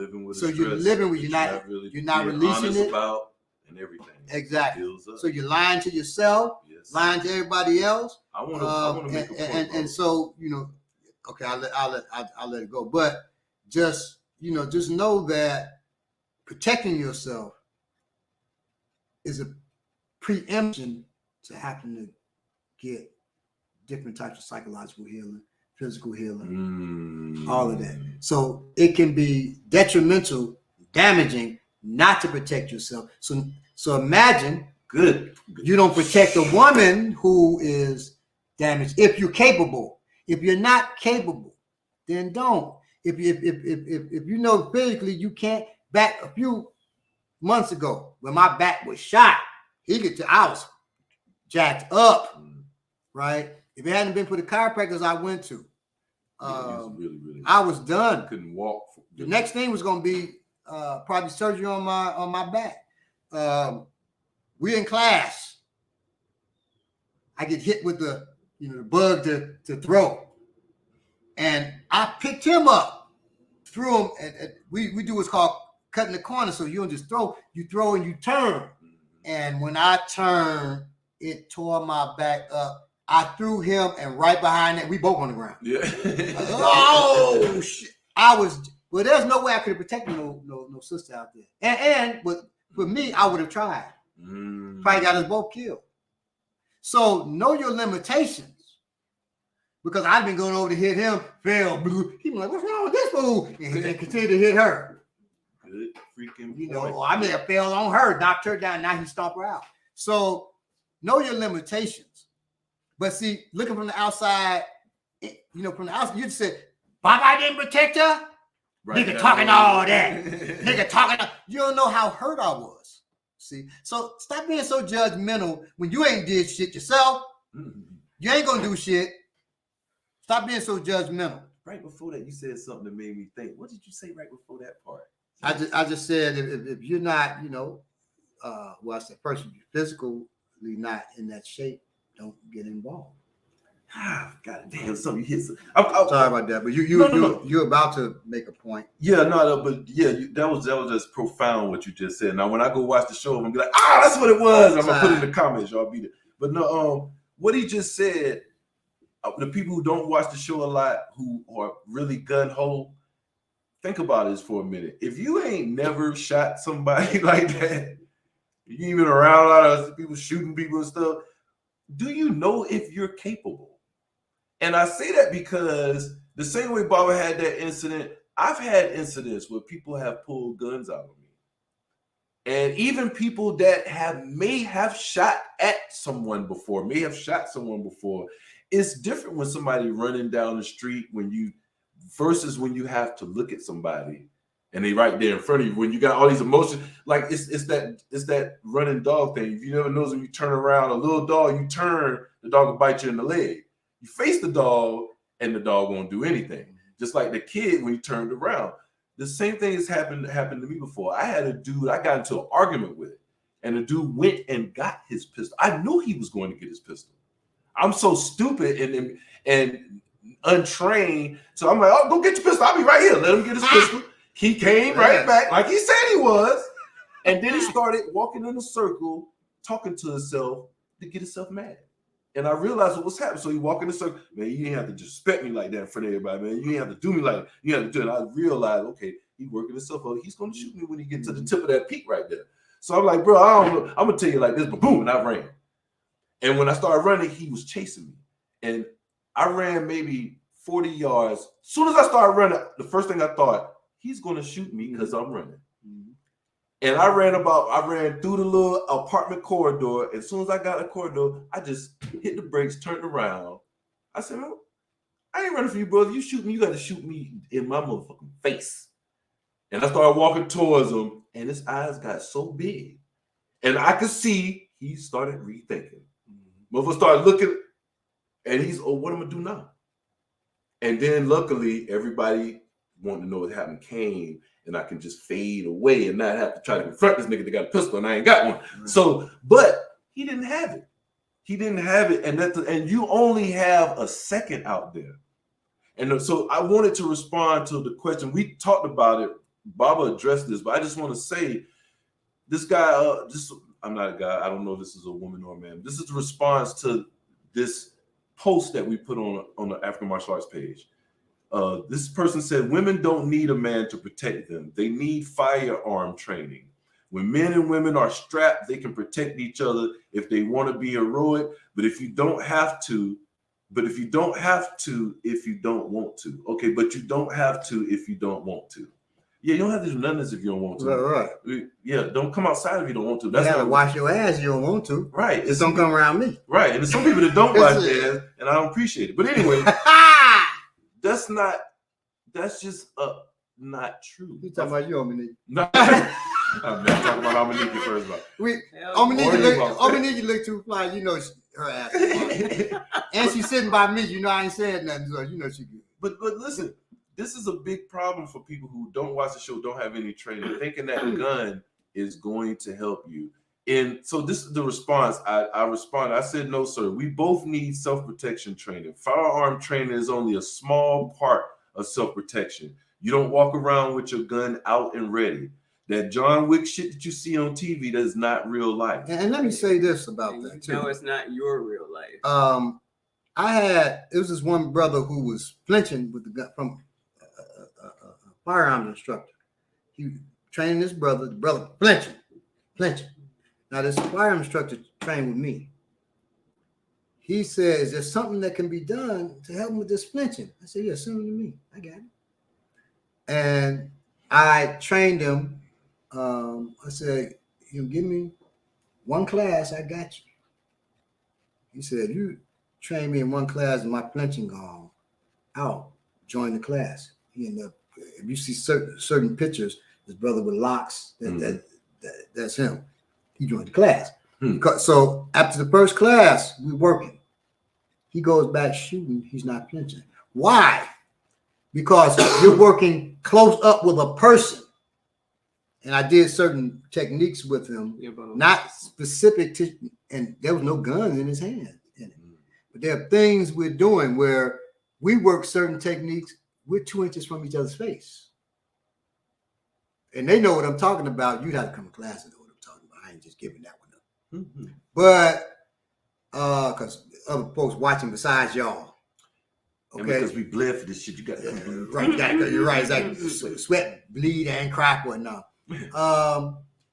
No, I'll tell you what it is. It's what we call energy drills. Okay? They're right in your face. And so you're doing that. Once I killed the flinch reflex in his face like that, him shooting, it was nothing. Right? Because when you flinch, when you shoot, you're flinching from the recoil. Well, I'm shooting a pistol, that's feet from my face. But he's been getting fists in his face, inches from his face. And so it changes that. So martial training is all martial training with the gun. That means they're all valuable and they overlap with each other. Yes. You cannot talk about gun training and you're not physically training empty-handed. I can't talk about knife training and not be empty-handed. I can't talk about knife training and not gun training. You can't was disjointed and you're not going to have the total picture. Right. So you ain't going to hear us demonizing guns. No. You ain't going to hear us praising them without other training either. It doesn't make sense. It makes no sense. So you're just out there with a gun, and we've seen it. Yes. Motherfuckers have it in their purse, in their backpack, and they never pull it out, and they get their asses whooped, and the person runs off, and they don't use the gun. But when we dealt with that on episode, you demonizing the gun too. That's you don't have one, or it's not allowed in your state, or whatever. Or you're so spiritual that it's the white man's devil too. Yeah. Well, see, there's this song. What's the popular prevailing opinion is. There's this song I love, and it says, "If you don't like me, kill me right now. Otherwise, nigga, pipe down. Y'all niggas talk too loud, nigga. Shh, what's that sound? That's me sneaking in your house with a chopper. I'll put that bitch in your mouth." I love it because he said, y'all niggas talk too loud. Nigga, pipe down. Pipe down. Shut up. You don't know what you're talking about. Pipe down. Pipe down. You're talking too loud. And that is it. Even though you typing, you're talking too loud. Oh my God, shut up. A black man cannot protect what he does not control. You shouldn't be control. I don't control my wife. What are you talking about? What are you talking? I don't control my children. What is wrong with? See that's the type of motherfucker say. If y'all can't control you, you ain't get my protection. Well, they should just go ahead and just amstrate from your ass. This be the problem with boy, it was a nutty in the squirrel shit. We be commenting from our pain. Right. Like it's this one dude. I'm not gonna say his name if y'all, but he's very popular, and I've met him before. He's very popular on social media. He's a brother. He is very skilled and proficient and knowledgeable in the field that he is in. He is one of the best of the best. But I follow him, and I don't know who did it, but some women has hurt this brother. Killer Mike. No. No, he always talk about his wife, but this dude constantly talks about women. And I say something every now and then. I just be like, bro. And the funny thing is, this brother, famous dude, I posted something on Facebook about, y'all probably know the post. I was like, yo, if you paid for that woman, don't get mad when she don't respect you. Now, I don't know this man's personal life, and he's never commented on that. Now, this dude commented on that post. Well, now you know. He said a woman should respect you regardless, or he's just like something about like, I was like, yeah, okay, there you go. A hurt dog. Like some of these men speaking and some of the women speak, some of these people that are commenting, you can read them and you can see that they're commenting from their pain or their fear or their anger. And you can sometimes, if you look at a comment long enough, you can basically see what it is that's hurting that person. A man done did this, a woman did it, somebody done left them, or somebody done abused them, and they can't get past it. And so, for me, I try to look at people's pain because a lot of times in class, person hurt, right? You look at their pain. That being said, a lot of times you put me. Y'all niggas talk. True. Y'all niggas talk. That might be our theme song when we first right. come on. even in class, we had a brother in class training, and he just gonna just be, I'm gonna use muscle and do. And he working with Belay, and Belay's handling him. The next thing you know, he go, oh, he a huge dude. Oh, he fought like the Hulk got shot or something. He falls over. Oh, and falls. I started cracking up. But I didn't want him to see. So I would say little jokes that they would hear. He wouldn't know what I was saying. Right. And so they looking away and shit.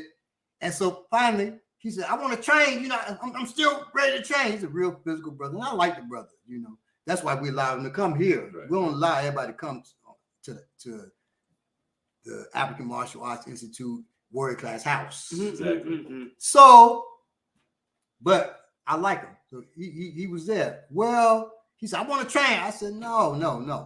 If I'm ready to train, I said, okay, go with Omaniki.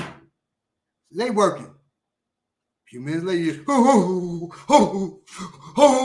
he on his knees. Yeah, he's on his knees. Now, I was concerned. I told him, don't do it. He did it. So now I said, so now you're sitting there, you're hurting now. Sorry. Now you're sorry. So, because I was concerned for you, you didn't listen.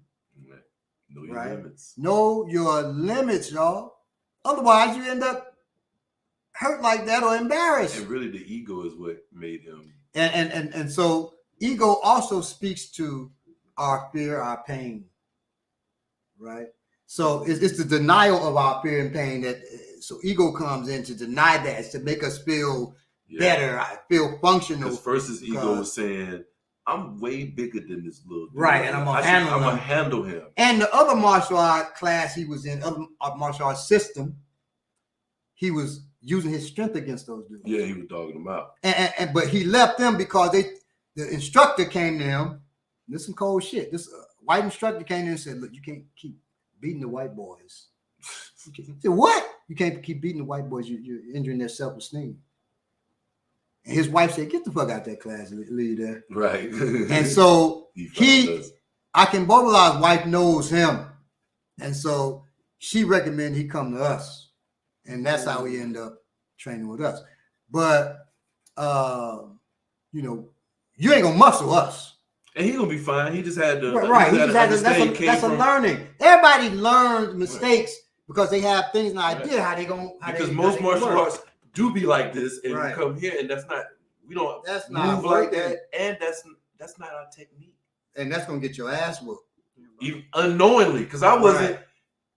You know, you didn't know what we was doing, but I was my eyes was closed, so it's not like I was trying to hurt him. I'm just moving. You know, the only thing that could beat his chest and come up in here and whoop our ass, this right here. That gorilla. First of all, a gorilla coming and beating his chest, I'm out. I'm like, where's Baba? We need help to fight this gorilla. Baba, driving. That's Baba driving off. I'm not fighting a gorilla. Gorilla whoop ass. Even though 8% of people in the United States believe they could beat a gorilla. I'm telling you, they do. But that shows the ego and how ignorant we are. We're about to get into it. Oh, yeah. 6% think they can beat a grizzly bear. I was gonna say one thing, and this kind of links this show with the last show that we had, which the last show was about rest and relaxation as a warrior. Mm-hmm. First of all, I see a lot of comments from men who I think, you know, for the most part, may be reasonable men, saying that, you know, oh, you don't know what this person has. Oh, you know, you should never step in if something happens. And it is a fear response. That is one thing. But if we really are trying to have a community and come together as a community, you have to think about these individual situations that you find yourself in and how much it diminishes you as a person and as a man to stand by and watch a woman, another man who you could have helped, who's in a vulnerable position, get hurt. You know, what kind of community are we trying to build?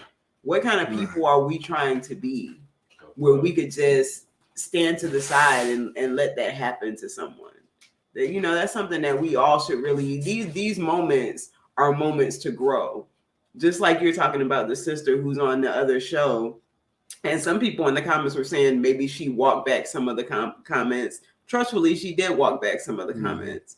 But what we all have to be realizing is that when these things happen, we need to be finding a way to grow from them and not just stay rigid in these things that we thought were correct. These feelings that we have about things. Like, we need to be evolving our understanding of things. So. And very good, Omaniki. And let me say, as comrades, we have to be able to deal with each other without being so vitriolic. If I'm vitriolic with you, I'm not seeing you as a comrade. So the person I dealt with earlier, like I said, I don't know that motherfucker. And then it might be a good person, but I didn't see them as a comrade. I would have to at least see them a couple of times more and see where they're at with their mind. It's like the corrupt author says to us, martial arts is toxic masculinity. We should all be male cheerleaders. Male cheerleaders? Yes. No, that person was joking. Yeah, of course. That'd be crazy. If they were deadly serious, I'd be like, oh boy. I'm serious. Do you recommend an African martial art? We're gonna get into it after this because we only got a few more. Yeah, that's if you know anything in Chicago. In Chicago, African martial arts facility. No, I do not, because I'm no longer in Chicago. So no, there are plenty of martial artists in Chicago, but African martial arts, no. No. I just tried to put the link in again and see if it show up. All right, so we're gonna get to it. And I'll speak to what Edward's saying while we get up and move. But we have done shows on where Baba does recommendations of other kinds of martial arts that you might want to look into learning if you're not in our area and able to access. So if you're not, class, I'll say judo. If you can find a judo class, take judo. You say, well, isn't that a sport? Yeah, but that judo is about throws. Right. It's throws. They throw at full power, so you're learning to deal with full intensity attacks. And you're learning to attack fully without killing yourself. Okay. Also, you can't do a full intensity punch without injuring yourself, and you can't take a full intensity punch without getting injured. Just so you know. So judo is made for that. It's safer to train, and it is effective in its techniques. Okay, so And there's also a show where, because we have people talking about wanting to take their children to classes, we also have a show where Baba talks about what you should be looking at in an in a martial arts class itself, not just the techniques that they're teaching, but also the kinds of things that you should be watching for to know whether or not that's a good place to take your children. So yeah, we've done shows on these topics. Look them up. All right, so we're gonna get into techniques. There's only 3, very simple. If person is, so we're doing number 1, talking shit, which people seem to do a lot. Belay is going to be talking shit to Ominiki. I do that a lot. Okay. This time he's not joking. And we've dealt with this in a knife situation, but so he said this time he's not joking. I hope y'all come there. So he's talking shit. I like to talk shit with my hand. Anytime my hand is this, how I talk shit. This is the example of me talking with my hand always across the head like this. That's how I like to talk shit. Now, you can bring one hand up, whichever. You can take the hand that's up or not. If the hand has a tool in it, take the hand that's up. Okay. Usually just my hand. Switch so they can see this hand just for now. So their hand is up. Let's say I'm over here. He's talking smack to the sister. Say one more word on this hand right here. And I just shake my head like I'm leaving. That's just how he says he's doing that. That's what did it. All that clapping when you talking. So she's doing that, but I'm here. And she doesn't know me, so she doesn't know what's about to happen. I shoot my hand in here. I grab the wrist. I grab his bicep. I pull it to my chest. So I'm here. I bend him. Now at this point, you see where he's at. I take him out or I put him on the ground. I want my head over here so I can't get punched. Okay, now stand back there. If I have my egress here behind her, I turn him and then I walk him out. West side walk me out. Okay, I just tickle. That's why the west side good. West side walk it out. So I walk him. I'm walking normally. Move using my head to move him sideways. Right. Watch the head. And his weight is going to do that. I can't. So go right. His arm cannot deal with my weight. Now, if you're 8 years old, if you got your 8-year-old watching our show, heaven help you, because we be cursing. Yeah. But 8-year-old ain't got enough weight to do this. You know what? I ain't gonna say what your 8-year-old got, but he shouldn't have enough weight to do right. this. If you're 8-year-old or if you're 8-year-old my side, goddamn. Put him on the field somewhere. We need right. And if you bigger, we need you in class. Yeah. So he's pointing.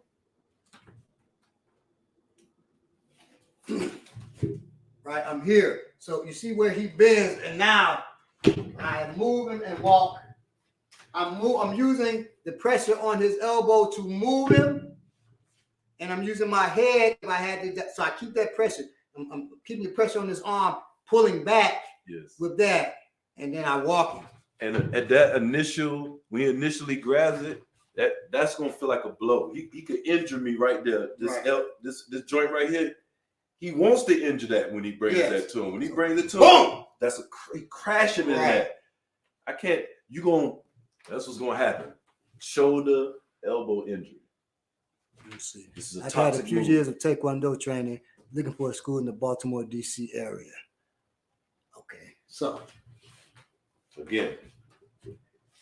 So we'll do this the third time, and then we'll go to number 2. So he's talking shit. This hand is here. This hand is here, like this. Okay? And my head is here. That's important too. You're keeping his head as safe. Not up like this. I could tag him right there. Right. Here. I'm hitting hard. I hurt myself. Right. All he's hitting is the hard bone there. But he ain't got nothing. You just show him, Bubba, real quick. If my hand wasn't up, that it wouldn't matter. If my hand was down, and I'm like, I'll tell you what, it's like it's still gonna happen. Okay. All right. So that's talking shit. Seatbelt is next. Seatbelt is similar. And you've seen this. We've done this before, but I'm not sure how it shows. So with the seatbelt, I come around, grab his arms, right? So I can grab inside like this. I can grab like this. I got more work if I grab like that, and he may be too wide. So I grab around his waist. I grab here. So he's talking shit to him. This hand now pulls down. This grabs around his waist.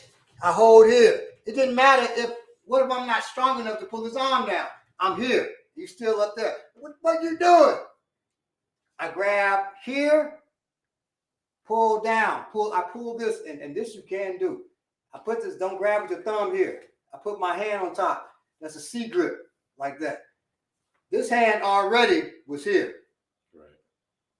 And so I use that to pull down, and I use this to pull down. Once I have it at his belly, this hand that went inside here, over his arm, here, it comes out, and then it comes back in. And both are grabbing him like that. So I came behind him, keep your hand up, like talking shit. And then I was here, inside, outside. Like this. This hand goes, this comes out. I grab both hands here. That's a seat belt. We call that the seat belt grip. So now this hand's free. But I can't do nothing with we ain't gonna just stand here. So I put the pressure down in his hip well. Okay. I take a big step back. I use my thigh like a chair. Right. I'm sitting out this. You got me? And then remove it. Or the other side, like a chair. And then as I turn him, I just move my leg out the way. He falls. Going down. He falls. Okay. That allows her to get out of there. If I catch him, so he's talking shit to him.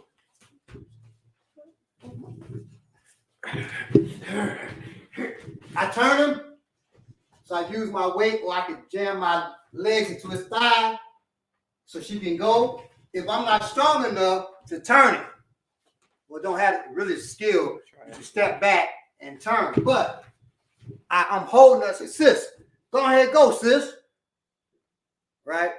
She gets ready to go. Come back over here. She walks that way. I turn this way so he can't use that hand to hit her. See what I did? So if I didn't, I'm just holding him, and you're walking that way. He can hit her. I can grab her, right. her up. So come back this way. You just turn your shoulders away from him. Sis, go ahead, leave. Not a threat. I'm holding as she leaves. Okay? I do it one more time. Let's say you screw up. Keep going. And you grab both arms inside. You say, oops, oops. Well, now you reach up. This arm, I did this to push his elbow up, wrist down. Go ahead. I reach in and I grab him. Go ahead, leave, sis. Same results. My head stays back here, so he ain't getting no punches off. I can't get that. And I'm in line with him getting elbows, nothing, right? So that's the seatbelt. The third, now this one.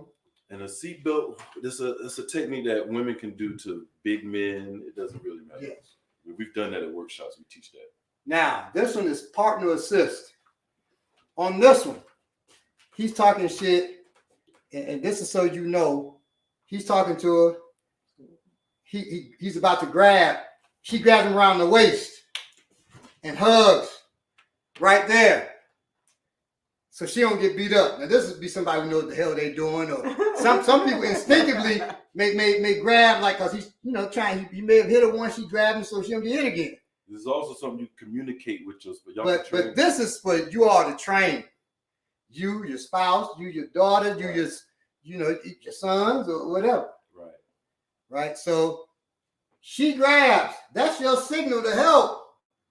Now to grab, come around here. Inside. Grab again. She's using the S grip. She's not using her thumb in here. It can get broken if he's fighting, you get dislocated. Okay. So she's grabbing there and squeezing. My job is to come at his flank. He doesn't see me. I grab his arm. However you gonna grab it, right? You can grab it. I grab it. Take it to myself. After I do that, so let's trade places. So he's talking shit. He's about to knock my block off. I grab. So after I grab, so I'm grabbing here, right? But you can also grab here. She got to grab because her arms are shorter than mine. So if your arms are short, you can grab your wrist. I clap behind his back. I squeeze in my elbow, and I'm here. She grabs his arm. Now, on the same side she grabbed. On the same side she grabbed. I'm still keeping him close with my other arm as best as possible, but the one closest to her, I come up to his neck and I move my head to the other side. I put his ear to my shoulder. I'm still using that C grip. Kneel down so they can see real quick. Oh, we can come back. Yeah, so I'm still using the C grip on his neck. That's a collar tie. My elbows in his chest. Y'all got me? Yeah, bro. So now, she at the same time should be now using this arm to help bend his elbow and pushing his wrist up, sliding up his wrist. And now you press that down. So you press his palm towards your chest. Okay, don't keep it horizontal, have it like that, vertical. Now me, what I'm going to do is the same thing. I'm going to move here, use my head to move down his arm. I'll come around this way so they can see. I use my head coming down his arm. I still got my hand here. I still got his head. So he's controlled. Get out, Belay. He's controlled. She got his arm, and if he starts to fight, she puts the pressure on his wrist. It hurts. And so now I'm sliding down. Once I'm down, I got control of his arm where it can't go nowhere. I let go of his neck.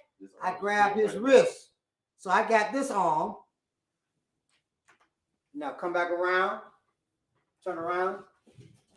And now we both got him like this. I'm locked all the way up. And then we both slightly press his palm towards our chest.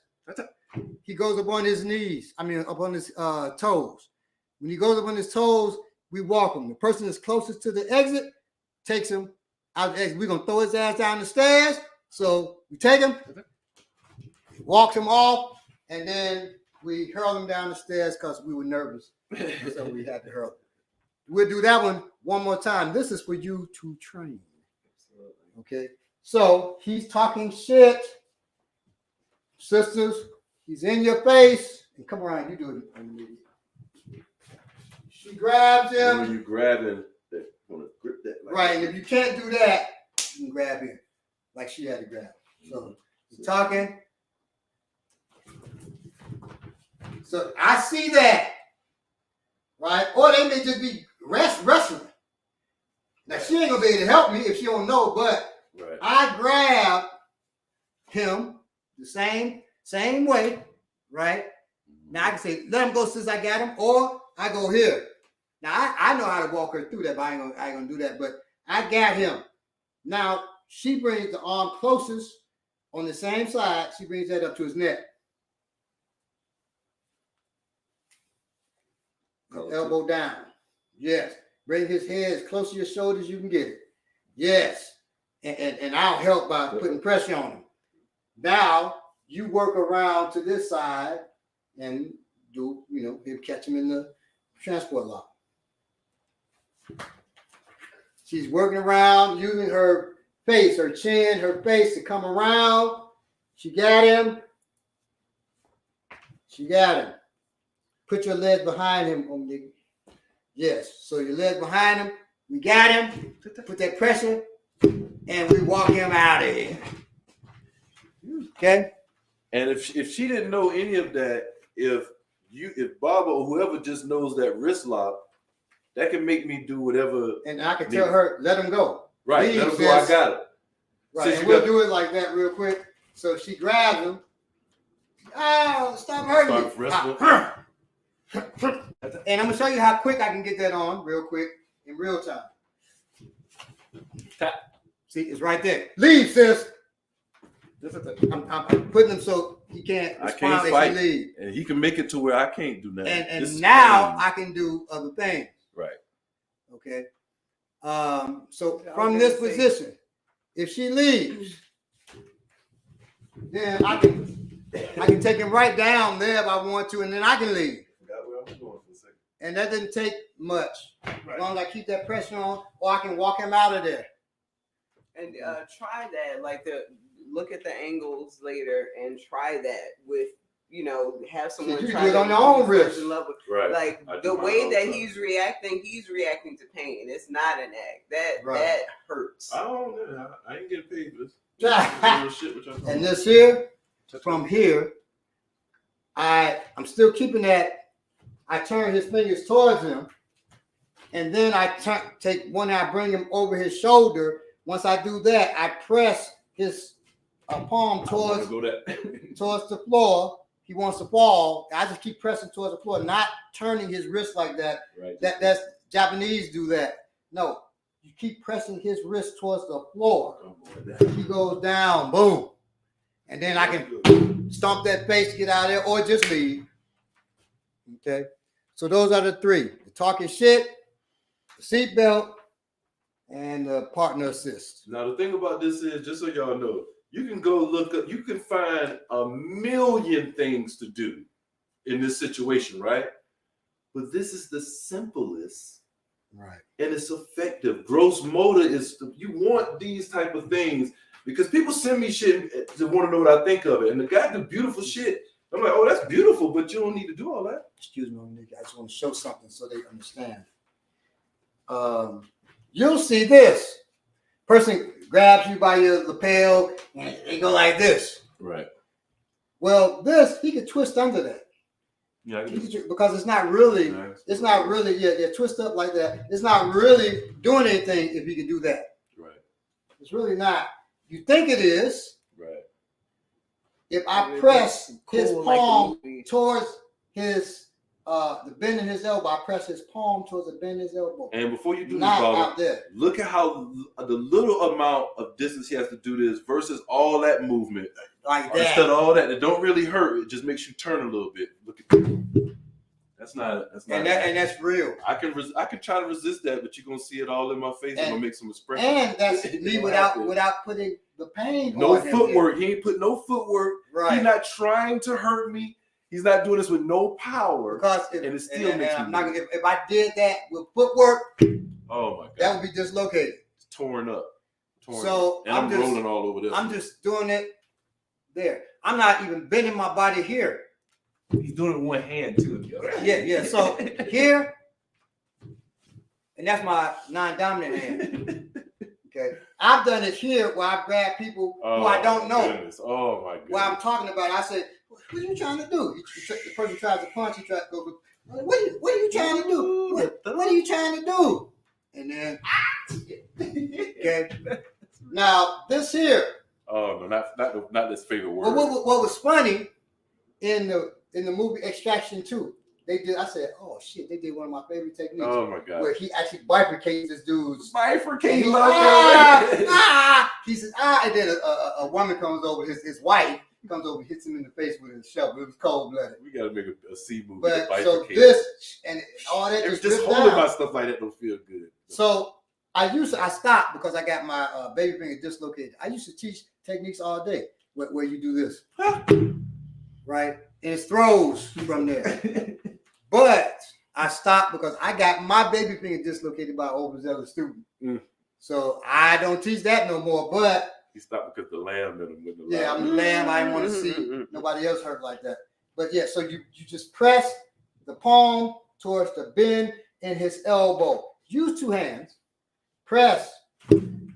They go down once they bend their knees like that. You keep that pressure there, and then you turn it out and still pressing downward. Bring it down so you're gonna see him go.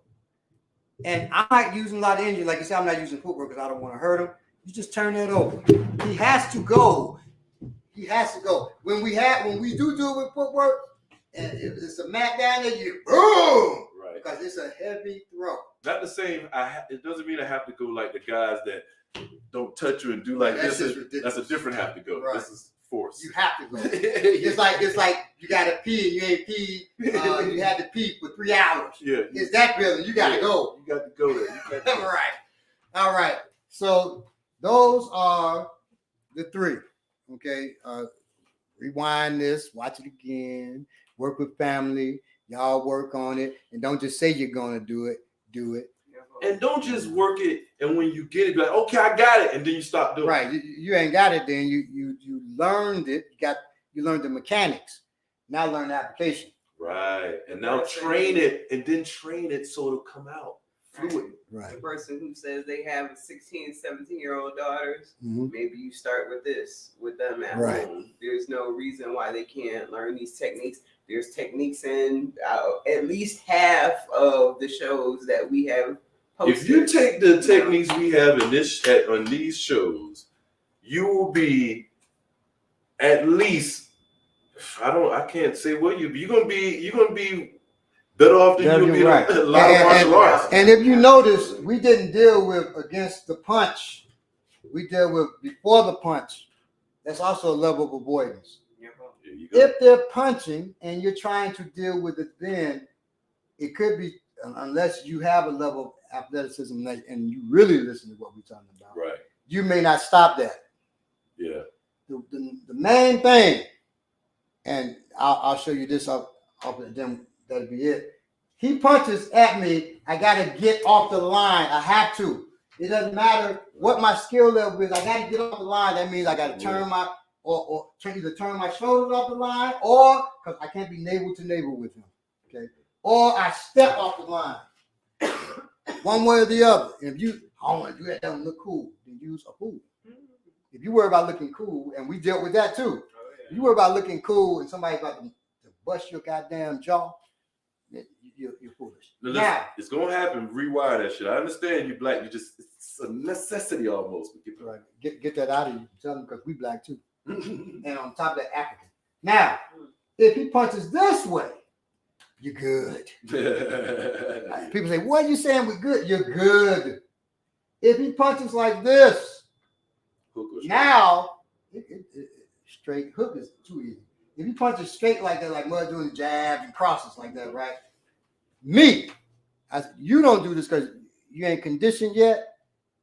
But for me, when he punches there, I go like this. Boom. That's what you're gonna do. I don't. Normally I'll slip. Right. I'm not slipping a punch like that. It's too weak. So he punches, I go boom. I go here. You see how he moved back, and that was us just not doing that full power. The reason why, and I've shown you before, this punch, and step back so it's straight, so they ain't saying I'm just BSing.